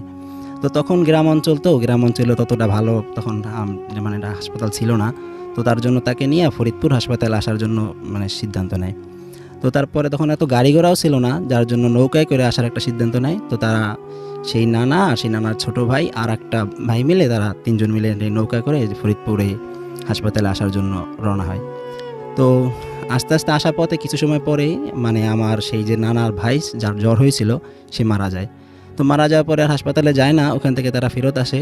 তো আস্তে আস্তে অনেকটা রাত হয়ে যায়, দেখে রাতের সময় একটা হুজুর টাইপের মানে পাঞ্জাবি পরা, জুব্বা পরা, সে ওই নদীর পাড় দিয়ে হাঁটতেছে আর বলতেছে যে আমার একটু নৌকায় নাও, আমি একটু ওই পর্যন্ত যাবো, আমার একটু নৌকা নিয়ে যাও। তো প্রথম পর্যায়ে তারা নিতে চায় না, যে চিনি না জানি না, নৌকায় উঠাইতে চায় না। কিন্তু তারপরে আবার ভাবলো যে হুজুর যেহেতু আমার ভাইটা মারা গেছে, তো তার পাশে বসে থাকলে হয়তো একটু দোয়া দরুদ পড়লে আমার ভাইটার আত্মা শান্তি পাবে। তো এটা ভেবে সেই হুজুরটাকে উঠানোর পরে তাকে বলেও যে তুমি আমার এই যে ভাই মারা গেছে এর পাশে, আপনি এই ভাইয়ের পাশে বসে আপনি কিছু সূরা কেরাত পড়েন। পরে সে ওখানে তার মানে বসে। তো অনেক রাত যখন হয়, তো অনেক রাতের সময় আমার যে নানার যে ভাই সে মানে চুপচাপ রয়েছে, একটু ঘুমিয়ে মতো ভাব এসে গেছে। তো হঠাৎ শুনতে পায় যে কর্মর একটা শব্দ, মানে হাড্ডি গুড্ডি চাবাইলে যেরকম একটা শব্দ হয় ঠিক ওই রকম একটা শব্দ। তো সে পিছের দিকে খেয়াল করে সেই লাশের কাছ থেকে এই শব্দটা আসতে থাকে। তো সেই লাশের কাছে যখন লক্ষ্য করে, সে দেখে যে ওই যে হুজুরটা উঠছিল, সেই হুজুরটা ওই যে সেই লাশটার হাড়গোড় চাবাইতেছে। তো এইটা দেখে মাত্র সে অনেকটা ভয় পায়। অনেকটা ভয় পাওয়ার পরে সে তখন কি করবে এটা বুঝতে পারে না। তো বুঝতে না পারার পরে সে ভাবে যে এখন যদি আমি এটা নিয়ে মানে কিছু একটা করি তাহলে হয়তো আমাদেরকেও খেয়ে ফেলবে। এই জন্য ও আর কিছু না বলে ও বলে যে বলে যে ভাইয়া আমার মানে নৌকাটা একটু, আমার নানাকে বলে যে নৌকাটা একটু মানে সাইডে নাও, আমি একটু বাথরুমে যাবো, এরকম বলে। পরে তারপরে নানা সাইডে নেওয়ার পরে বলে তুমিও আমার সাথে আসো, আমার তো একটু ভয় লাগতেছে। তো নানাও সাথে যায়। যাওয়ার পরে একটু দূরে গিয়ে সেই ঘটনাটা খুলে বলে যে আসলে যেই হুজুরটা উঠছে আসলে সে তো হুজুর না, সে হয়তো অন্য কোনো কিছু একটা, যার কারণে ওই আমার যে মারা গেছে তার লাশটা চাবাই খাইতেছে। পরে সে নানা বুঝতে পারে ব্যাপারটা। তারপরে তারা যাওয়ার পরে অন্য একটা বাড়িতে যাওয়ার পরে বাড়িতে আশ্রয় যেতে চায়, কিন্তু বাড়ি থেকেও তখন সন্ধ্যাবেলা আগেরকালে দরজা লক করে, দরজাটা সাধারণত খুলতো না, যে কি না কি এই জন্য খুলতো না। তো দরজা না খোলে তো তারা কি করবে, কোথায় থাকবে, তারা একটা গরুর যে ঘর, ওই গরুর ঘরের ভিতরে যে থাকে। তো গরুর ঘরে থাকে, এইভাবে ওই রাতটা ওখানেই কাটায়। তারপরে সকালে যখন নৌকার কাছে আসার পরে দেখে রাসেল ভাই যে নৌকাটা একদম মানে খাড়া করে অর্ধেক মাটির নিচে ঢুকানো আর অর্ধেক খাড়া করা, আর যে বইটা যেটা দিয়ে নৌকা বায় ওই বইটাটা একদম মানুষের পেটের ভিতরে যেরকম ছুরি ঢুকানোর মতো ঠিক ওই রকম পেটের ভিতরে ঢুকাই রাখছে, আর লাশের প্রায় মানে 1/3 অংশই খেয়ে ফেলছে। তারপরে তারা গ্রামের বাসীদের জানানোর পরে তারা সকালবেলায় ওই লাশটা নিয়ে আর যে বাকি অংশ থাকে সেইটা নিয়ে তারা দেশের বাড়িতে আসে। এই ছিল রাসেল ভাই আমার আজকের ঘটনা। ধন্যবাদ আপনাকে আপনার ঘটনার জন্য। আমরা চলে যাব আরও একটা অডিও ক্লিপে, এবং সেই অডিও ক্লিপটা শুনে আবারও ফিরে আসব, এবং আশা করছি যে আগের মতো এই অডিও ক্লিপটিও আপনাদের ভালো লাগবে। চলুন শুনে আসি, আশা করছি যে ভালো লাগবে। স্টে টিউনড রেডিও ফুর্তি FM and do ফুর্তি। Face it. Radio মানেই ফুর্তি। Radio ফুর্তি।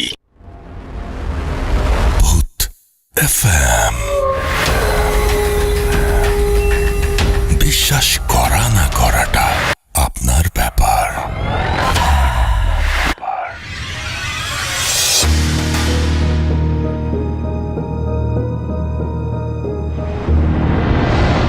আসসালামু আলাইকুম রাসেল ভাই, আশা করি আপনি ভালোই আছেন, যেহেতু সবসময় ভালো দোলায় থাকেন।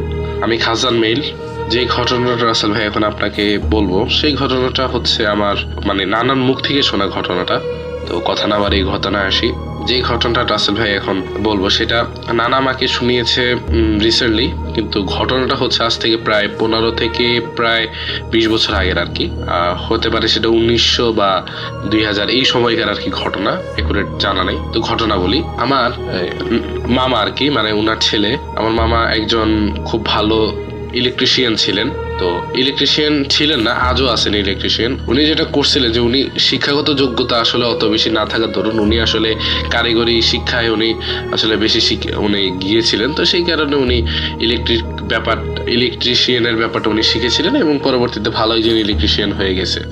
তো যাই হোক, উনি তারপর যেটা হয়েছে যে উনি গ্রামে থাকতেন সবসময়, এবং গ্রামে যেহেতু থাকতেন তো সেই ক্ষেত্রে গ্রামে ছোটোখাটো বিভিন্ন ধরনের কাজ উনি করার সুযোগ পেতেন, এবং গ্রামে ছোটোখাটো বিভিন্ন কাজ করতে করতে একসময় উনি গ্রামে খুব সুখ্যাতি অর্জন করে ফেলেন, এবং পরবর্তীতে গ্রামের বাজারেই উনি একটা নিজের দোকান দিয়ে বসেন। এবং সবচেয়ে বড় কথা হচ্ছে যে উনার এই ব্যাপারটাতে আসলে অনেক বেশি অনেকে লাভবান হয়েছে। উনি খুব ভালো কাজ করার দরুন কম টাকায় উনি খুব ভালো কাজ করে দিতেন, সে কারণে ওনার সুখ্যাতি ছড়িয়ে পড়েছিল, এবং উনি দেশের বিভিন্ন জায়গায় গিয়েও ছোট বড় বিভিন্ন শপিং মল, কমপ্লেক্স, অ্যাপার্টমেন্ট এইগুলোতে বিভিন্ন ধরনের কাজ করে থাকেন আর কি, করছিলেন। তো ওনার ইনকামটা বেশ হচ্ছিল। তো আসলে আমি বলে রাখি আপনাকে যে উনি যেই মানে বাজারে আসলে এই দোকান ছিল ওনার, ওই দোকানটার আরো আশেপাশে আরো 2-4টা মানে এরকম ইলেকট্রিশিয়ানদের দোকান ছিল, কিন্তু দুর্ভাগ্যবশত ওই ইলেকট্রিশিয়ানরা আমার মামার জন্য বেশি একটা ইনকাম করতে পারতেন না। কারণ আমার মানে সমস্যা যদি কারো হতো সবাই আসলে আমার মামার কাছে সমস্যা নিয়ে চলে আসতো, ওনাদের কাছে আর কেউ যেত না, ফলে ওনাদের ইনকামটাও দিন দিন কমতে থাকে। তো যেটা হলো যে আমার মামা খুব ভালো করে দিনকাল যাপন করছিলেন, ওনার খুব ভালো দিনকাল যাচ্ছিল।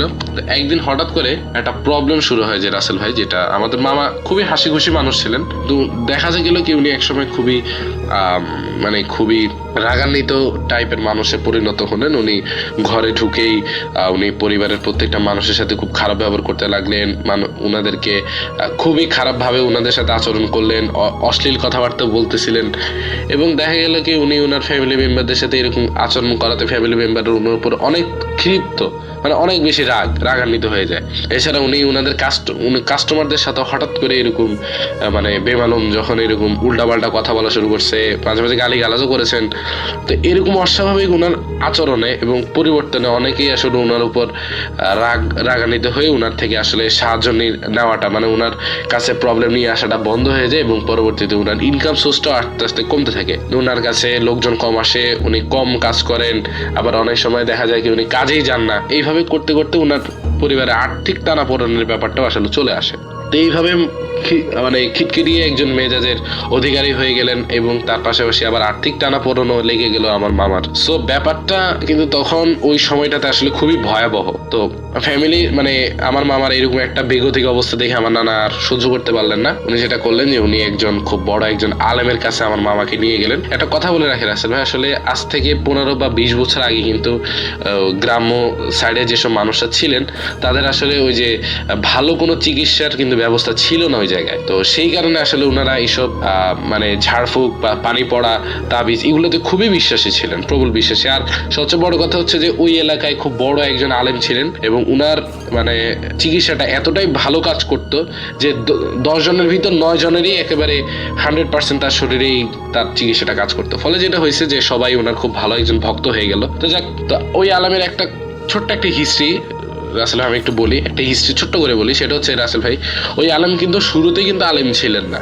উনি প্রথমে একটা মসজিদের ইমাম ছিলেন, 5 ওয়াক্ত নামাজ মসজিদে পড়াতেন, এবং উনি যে মসজিদে আসা যাওয়া করতেন মসজিদের আগে একটা কবরস্থান ক্রস করে ওনাকে আসা লাগতো। এখন কবরস্থান ক্রস করে যখন ওনাকে আসা লাগতো তখন উনি ওই কবরস্থান ক্রস করে 5 ওয়াক্ত নামাজ এসে পড়াতেন মসজিদে, আবার বাড়ি চলে যেতেন। তো ব্যাপারটা হচ্ছে কি, যখন কবরস্থান ক্রস করে উনি আসা যাওয়া করতেন তখন কবরস্থানে থাকা একটা জিন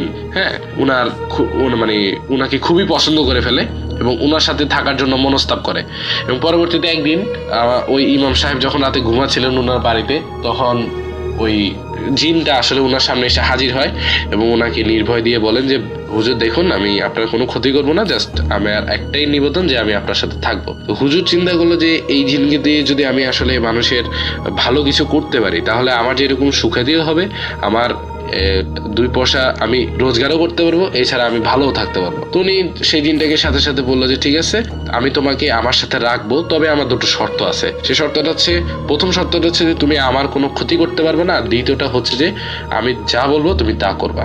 সেই দিনটাও রাজি হয়ে যায় এবং পরবর্তীতে আসলে উনি ওনার এরকম একটা চিকিৎসা দরবার খুলে বসেন, যেখানে আসলে প্রত্যেক দিন প্রায় দেখা যায় কি 100-150 রোগী ওনার কাছে আসে চিকিৎসা নেওয়ার জন্য, এবং দূর দূরান্ত থেকেও বিভিন্ন রোগী আসে চিকিৎসা নেওয়ার জন্য, কারণ ওনার চিকিৎসাতে যে খুব ভালো ফলাফল পাওয়া যায়, মানে সবারই একটা ধারণা ছিল যে ওনার কাছে গেলেই সুস্থ হয়ে যাবে। তো আমার নানা খুব ভালো একজন মানে নামাজ পড়তেন, উনি সবসময় 5 ওয়াক্ত নামাজ পড়ার কারণে উনি ওই সময় আলেমের কাছে আমার মামাকে নিয়ে যান। তা আলেমের কাছে যখন আমার মামাকে নিয়ে যান, তখন ওই আলেম তাকে দেখেই মানে আমার নানা এবং আমার মামাকে দেখেই বললেন যে আপনারা দাঁড়ান, আপনাদের ভেতরে আসা লাগবে না, আমি আপনাদের সমস্যাটা জানি, আপনারা একটু বাইরে দাঁড়ান।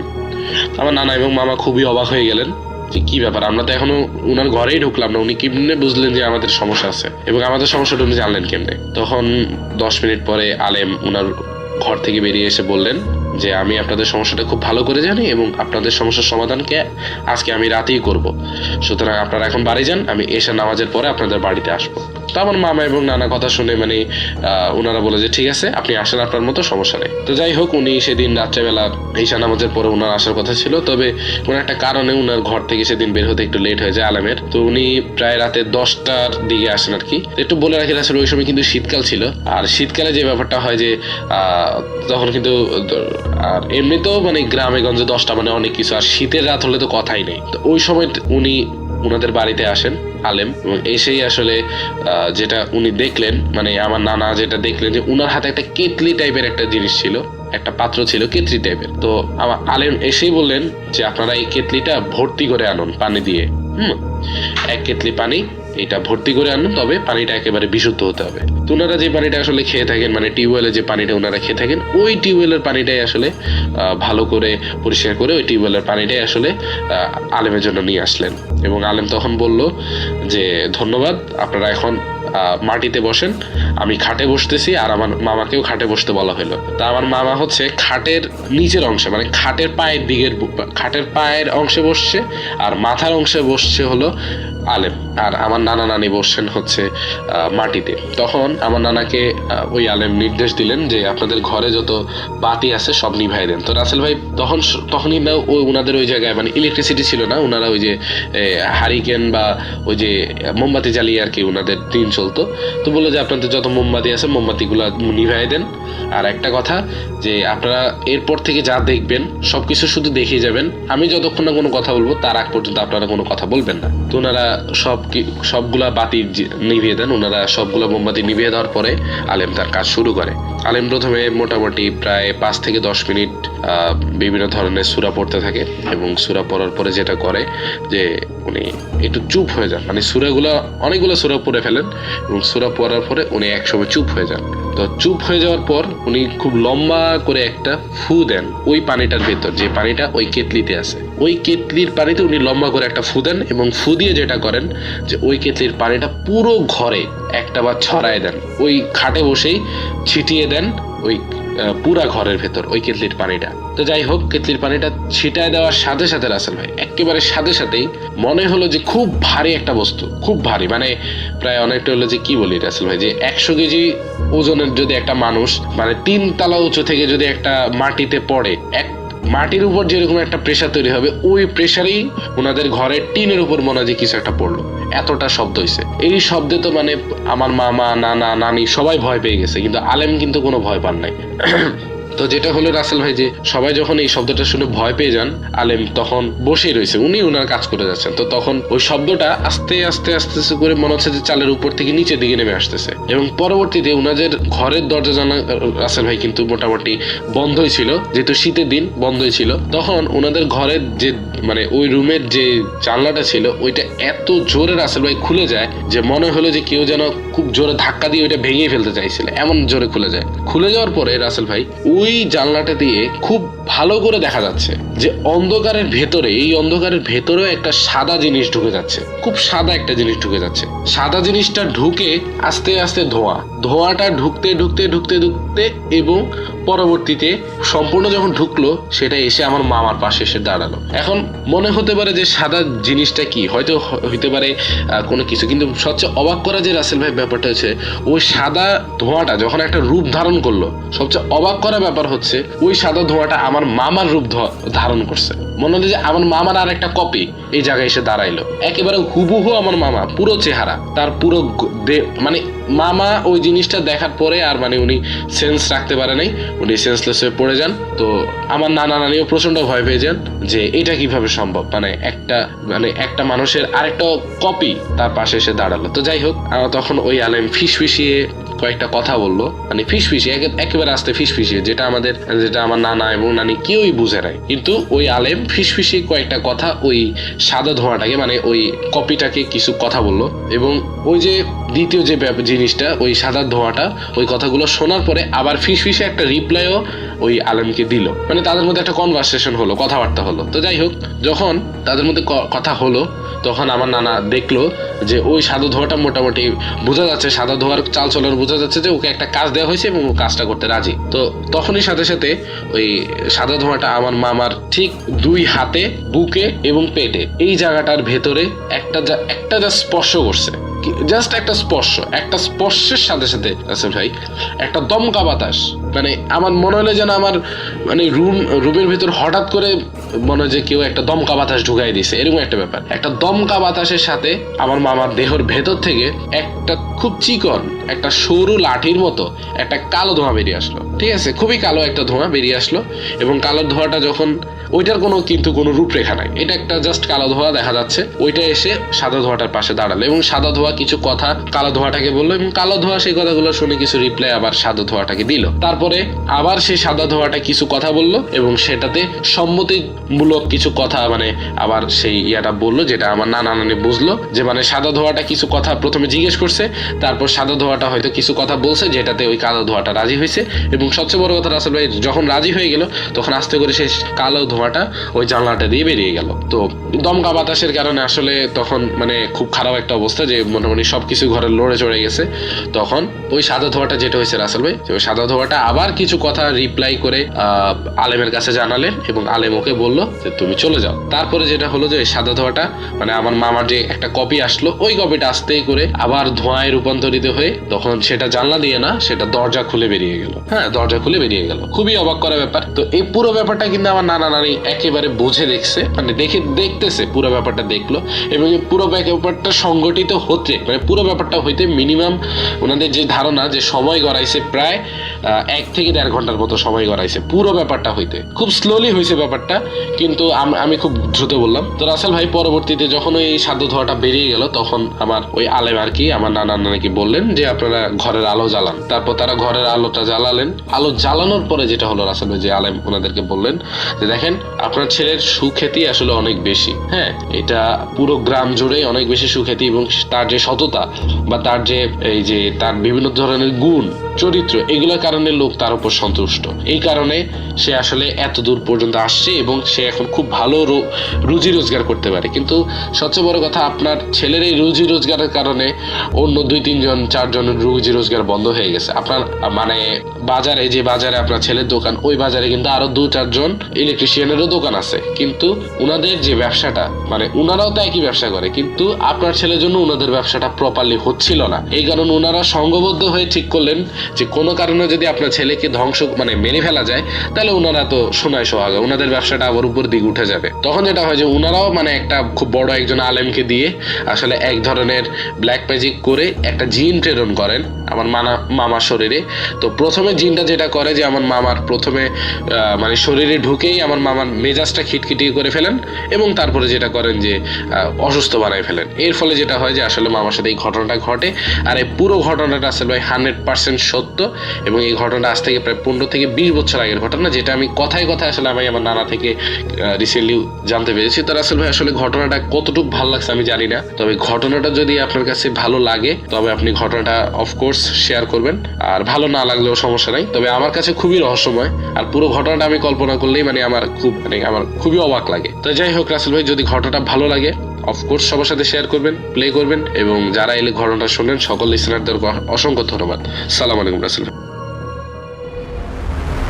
Booth FM. The night comes alive.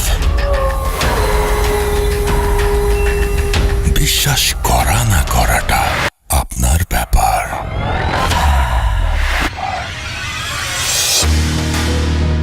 Welcome back, শুনছেন রেডিও ফুর্তির এফএম। ঘড়িতে সময় এক্স্যাক্টলি 1:37। আমি রাসেল আছি সাথে, এবং একটার পর একটা দারুণ ঘটনা শুনছি। এখন যেটা করব সেটা হচ্ছে আরও একটা ঘটনা যাব। আমাদের সঙ্গে আরও একজন অতিথি আছেন, তার সাথে আমরা কথা বলবো, এবং আপনার প্রথমে নামটা বলবেন, তারপরে আপনার ঘটনায় যাব আমরা। এবং আপনি কোথা থেকে এসেছেন সেটা একটু কাইন্ডলি বলবেন। ধন্যবাদ রাসেল ভাই। আমি মোহাম্মদ রাজবীর খান আরিফ, জি আসছি উত্তরা দক্ষিণখান থেকে। জি বলেন। তো রাসেল ভাই, ঘটনা যেটা বলবো ওটা হচ্ছে 2008 সালে ঘটনা। তো 2008 সালে মানে আমার ফুপি মারা যায়, যার ফলে আমার স্কুল থেকে আমার আব্বু আম্মুর সাথে মানে গ্রামে চলে যায় দাদার বাড়িতে। তো গ্রামে যাওয়ার পর 3 দিন পর যে একটা অনুষ্ঠান করা হয়, সেই অনুষ্ঠান করানোর পর আম্মু বিকাল দিকে নানুর বাড়িতে চলে যায়। যার ফলে নানুর বাড়িতে যাওয়ার পর মানে রাত্রের দিকে মামা, আমি, আব্বুর কাছে মানে ফোন আসে যে নানু মানে শ্বাসকষ্ট হয়েছে আর কি, সেজন্য আর্জেন্ট একটু বাড়িতে আসলে ভালো হয়। আচ্ছা। তো মামার সাথে মামা বলতেছে আমাকে যে বাড়িতে যাবো কি না। তো মামা আমাকে বলতেছে যে আমিও সাথে যেতে আর কি। তো তাই বাইক নিয়ে আর কি আমরা যাব, রওনা দিব, সে ব্যবস্থা করে আমরা বের হয়েছি বাইক নিয়ে। তো আব্বু বলতেছে আব্বু সকালবেলা আসবে, তো আমি চলে যেতে আর কি, আমি আর মামা। তো আমি বাইক ড্রাইভ করতে চাইছিলাম, কিন্তু আব্বু নিষেধ করাতে আমাকে আর ড্রাইভ করতে দেয়নি, বলছে মামাকে ড্রাইভ করতে। তো মামা ড্রাইভ করতেছে, মানে একটা বাজার গেছিলো আর কি, বাজার থেকে। তো আমাকে বলছে যে আমি মামাকে বললাম যে মামা আমি ড্রাইভ করব, তুমি আমাকে দাও। তো ড্রাইভ করতেছি, তো ড্রাইভ করার মাঝপথে হেডলাইটের যে আলোটা, এই আলোটার যে আলোতে মানে আমার চোখে পোকা পড়ে আর কি চোখে, যার ফলে মামা আমাকে বলে যে হেলমেট পরে নিতে। তো হেলমেট পরে যাচ্ছি, তো হঠাৎ মানে মশা হেলমেটের গ্লাসে পড়ে মানে গ্লাসটা নষ্ট হয়ে যায়, যার ফলে আমি আবার হেলমেটটা খুলে আবার সামনের দিকে যাচ্ছি। তো রাস্তার পাশে একটা পারিবারিক কবরস্থান পড়ে আর কি। তো পারিবারিক কবরস্থানটা তো আমি ক্রস করার সময় ডিপার দিয়ে মানে বাইকের ডিপার দিয়ে হেডলাইট বাড়ি দেওয়ার সময় একটা কালো কাপড় পরা একটা মহিলা দাঁড়িয়ে আমাদেরকে সিগন্যাল দিতেছে। তো মামা বলতেছে যে এখানে একটু গাড়িটা স্লো করো, দেখো কি বলে। তো আমি স্লো করছি, করার পরে মহিলাটা বলতেছে যে ওনার অনেক বড় বিপদ, ওনাকে হেল্প করার জন্য। তো মামা বলতেছে যে কি হেল্প, বলতেছে আপনারা তো এরকম গ্রামে যাবেন, তো আমাকে এই গ্রামটায় নামিয়ে দিন। তো মামা বলতেছে যে আমি এই গ্রামে যাব, তো আপনি এটা কিভাবে জানেন। তো মামার মনে একটা মানে গটকা লেগে যায় আর কি। তো মামাকে বলতেছে যে আপনি এরকম চেয়ারম্যানের নাতি বা যে এরকমের ছেলে না। তো মামার মনে আপনাদের পরিচয় জানতে পারলো, হ্যাঁ। কিন্তু মেইন ঘটনাটা কি ঘটেছিল সেটা বলেন। তারপরে মামা বললো যে তুমি চলে যাও, মানে নেওয়া যাবে না ওনাকে। তো যাওয়ার পরে আবার মামা কি মনে করে আমাকে বলতেছে যে মহিলাটা মনে হয় বিপদে পড়ছে, জি। তো আমি বাইকটা নিয়ে যাই। তো মামার সাথে আমি বসলাম, মানে মামাকে বললাম যে আমি ড্রাইভ করি, তখন মামা ড্রাইভ করতেছিল। পরে আমি ড্রাইভ করে যখন আসতেছি, তো আমার গিয়ার মানে তখন নতুন শিখতেছিলাম আর কি বাইক। তো গিয়ার মানে থার্ড গিয়ারে থাকার ফলে মানে গাড়ির স্টার্টটা কবরস্থানের সামনে এসে মানে স্টপ হয়ে যায়, যার ফলে চাঁদের আলোতে যতটুকু আমি দেখতে পাই মানে ওই মহিলাটা ওই জায়গাতে নেই, কবরস্থানের ভিতরে গেছে। তো কবরস্থানের ভিতরে যে মানে কবর থেকে মানে মাটি খুঁড়তেছে। তো আমিও চুপ করে দেখতেছি, মামাও চুপ করে দেখতেছে। তো দেখার পরে মানে কবরটা খুঁড়ে আপনার ছোট একটা যে পিচ্ছি বাচ্চা আর কি, এরকম বাচ্চা ধরনের একটা কিছু খুলে, যে আপনার যদি একটা মানুষকে যদি অনেক দিন পানিতে রাখা হয় একটু সাদা সাদা কীরকম টাইপ হয়ে যায়, ওই বাচ্চাটা এরকম টাইপে আমি যতটুকু চাঁদের আলোতে দেখতে পারছি। মাঝখানে দুইটা পার মাঝখানে ধরে টান দিয়ে মানে ছিঁড়ে ফেললো। তো মানে কিছু হাত দিয়ে কিছু একটা ঢুকে আপনি নিজের চোখে দেখেছেন? হ্যাঁ। আচ্ছা। তো তখন ভাই আমার কী অনুভূতি ছিল, মানে ইয়ে হয়ে গেছিলো, তো যার ফলে হাত হাত দিয়ে মানে এরকম করে বের করে মানে কিছু একটা খাচ্ছে। তো আমি মানে ভয়ে ভয়ে আস্তে আস্তে করে গাড়ি মানে ঘুরাচ্ছি আর কি। তো ঘুরানোর পরে মা বলতেছে তুমি টান দাও, এসব আল্লাহ ভরসা, তুমি টান দাও। তো আমি টান দিতেছি, তো মহিলাটা এত ভাই কুৎসিতভাবে এত একটা হাসি দিছে, বলতেছে তোরা মানে বাঁচবি না, এরকম করে একটা কত কথা বলতেছে। তো আমি সাথে সাথে গাড়ি টান দিই। তো দেওয়ার পরেও মানে রাস্তার সাইডে আশেপাশে মানে এই পাশ থেকে ও পাশে মানে এরকম করে করে আমাদেরকে সিগন্যাল দিচ্ছে। ওই মহিলাটি বারবারই আসতেছে আমাদের কাছে। তো মামা বলতেছে তুমি এসব কোনো ভয় পেও না, তুমি সামনের দিকে এগিয়ে যাও। তো আমি সামনের দিকে যাচ্ছি, তো হঠাৎ দেখি মানে গ্রাম অঞ্চলে সাধারণত রাসেল ভাইয়া এসব বড় বড় ডিস্ট্রিক্ট লরি এসব ঢোকার কোনো সম্ভাবনা নাই, তার ভিতরে বা 2টা 2:30টার ভিতরে রাতের বের দিকে। তো ওই ডিস্ট্রিক্ট লরি আমাদের দিকে সামনের দিকে আগে আসতেছে। তো মামার বলতেছে মামা আমি এখন কী করতে পারি? মা বলতেছে তুমি সাইড কাটিয়ে চলে যাও। আমি কি, উনি তো রাস্তার মাঝখান দিয়ে আসতেছে আর রাস্তা ছোট, আমার তো খালে নামতে হবে। মা বলতেছে তুমি আল্লাহ ভরসা, তুমি চলে যাও। তো আমি এদিক দিয়ে মানে সাইড দিয়ে চলে যাইতেছি, ওনাকে ডিপার দিচ্ছি, উনি আরও মানে সামনের দিকে আরও মানে তেজে আগে আসতেছে আর কি আমার দিকে। তো আমি সাইড কেটে মানে একটা মানুষের সাথে একটা মানুষ ধাক্কা খেলে ভাইয়া যেরকম হয় এরকম না, মানে আমি এটার ভিতর দিয়ে মনে হয় আমি চলে গেছি। তো মামাকে বলতেছি মামা এটা কীভাবে সম্ভব? মামা বলছে তুমি কোনো ভয় পেও না, আমি তোমার থেকে আমি ড্রাইভ নিতে পারতেছি না, তুমি ড্রাইভ করো, তুমি কোনো ভয় পেও না। তো আমি ড্রাইভ করে করে যাইতেছি। তো যাচ্ছি হঠাৎ মানে ওই মহিলাটা আবার ওই আগের মতো এখান থেকে ওখানে আমাদের গালি বারবার সিগন্যাল দিচ্ছে আর কুৎসিতভাবে হাসতেছে। তো তারপরে হঠাৎ দেখি কি রাস্তা দিয়ে একটা অটো আসতেছে। তো আমি মনে করছিলাম যে মামা ওটাই মনে হয় এরকম ভিতর দিয়ে চলে যেতে পারবো। তো আমি অটোটাকে দেখে আমি এক সাইড দিয়ে চলে যাচ্ছি। তো অটোটা হঠাৎ করে আমার মানে এই সাইড দিয়ে এসে তো আপনার হাতের সাথে বাড়ি খেয়ে মানে আমার গ্লাস ভেঙে আমি ভিতরে পড়ে সেন্সলেস হয়ে যাই। এই হচ্ছে ভাই আমার ঘটনা। Thank you so much. আপনার ঘটনার জন্য আপনাকে অনেক ধন্যবাদ। এবং আমি দেখতে পাচ্ছি যে আমাদের এখানে অনেকেই লিখছেন। মেহেদি সিএসকে আমাদের এখানে লিখেছেন, রিমা খান আমাদের এখানে লিখেছেন আজকের স্টোরি শুনে অনেক ভয় লাগছে। নীরব হুসাইন আমাদের সঙ্গে আছেন কেরানীগঞ্জ থেকে আমাদের সঙ্গে আছেন দেখতে পাচ্ছি। এছাড়াও মেহেদি আমাদের সঙ্গে আছেন দেখতে পাচ্ছি। এছাড়াও অচেনা আমাদের সঙ্গে আছেন স্বপ্ননীল, এমডি হজরত আলী আমাদের সঙ্গে আছেন দেখতে পাচ্ছি। এছাড়াও এই মুহূর্তে আর জে কপ আমাদের সঙ্গে আছেন, এমডি পড়তে পারলাম না নামটা, আমাদের সঙ্গে আছেন রাসেল চৌধুরী, আমাদের সঙ্গে আছেন ইয়াসিন শফিন, আমাদের সঙ্গে আছেন আরও অনেকেই। আমাদের যে ভূত এফএমের যে পেজটা রয়েছে সেই পেজ থেকেও আমি এখন পড়ছি রেডিও ফুর্তির পেজ থেকে। আমাদের সঙ্গে আছেন দেখতে পাচ্ছি মামুন, আমাদের সঙ্গে আছেন মোহাম্মদ ওসমান সাদি, এছাড়াও আমাদের সঙ্গে আছেন শুভ দত্ত সৌরভ বাগেরহাট থেকে, নীরব হুসাইন আমাদের সঙ্গে আছেন দেখতে পাচ্ছি আরও অনেকেই। এবং এমডি সাজ্জাতুল ইসলাম সাগর আমাদের সঙ্গে আছেন, ফারহান রহমান জিম আমাদের সঙ্গে আছেন রাকিব খান জিএস আমাদের সঙ্গে আছেন দেখতে পাচ্ছি, এমডি এশা বিন সিদ আমাদের সঙ্গে আছেন দেখতে পাচ্ছি, সুদীপ্ত সাহা জেসন আমাদের সঙ্গে আছেন দেখতে পাচ্ছি, অর্ণব নিবিড় আমাদের সঙ্গে আছেন, আহসান রহমান আছেন, এমডি জুবায়ের, আতিক জাওয়াদ আদনান আমাদের সঙ্গে আছেন শামীম এশাদ, কবি সাহেব আমাদের সঙ্গে আছেন, মারুফ ইসলাম আমাদের সঙ্গে আছেন দেখতে পাচ্ছি, এমডি জুবায়ের হাসান সহ আরও অনেকে। ধন্যবাদ যারা রেডিও ফুর্তির পেজে এতক্ষণ পর্যন্ত কমেন্ট করলেন তাদের প্রত্যেককে। এবং আমাদের এই পেজটার অ্যাড্রেস ছিল www.facebook.com/radio.furti এবং এই অ্যাড্রেসে আমরা এতক্ষণ আপনাদের কমেন্টগুলো পড়লাম। এবং আমাদের সঙ্গে দেখতে পাচ্ছি যে সাদ আছেন আমাদের সঙ্গে ভূত এফএমের পেজে, এমডি জুবাইর হাসান আছেন, আবির আজমুল আমাদের সঙ্গে আছেন দেখতে পাচ্ছি। এখানে আসলে একজনই অনেকবার করে পাঠাচ্ছেন যে জন্য একটু ডিফিকাল্ট হচ্ছে।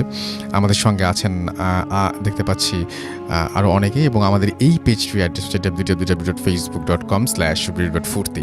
আমি আরও একবার জানিয়ে দিই আমাদেরকে যারা ঘটনা পাঠাবেন এবং যারা আমাদের সাথে ভূত এফএমে অংশগ্রহণ করতে চান তারা আপনাদের সেরা ঘটনাটি পাঠিয়ে দিন আমাদের কাছে।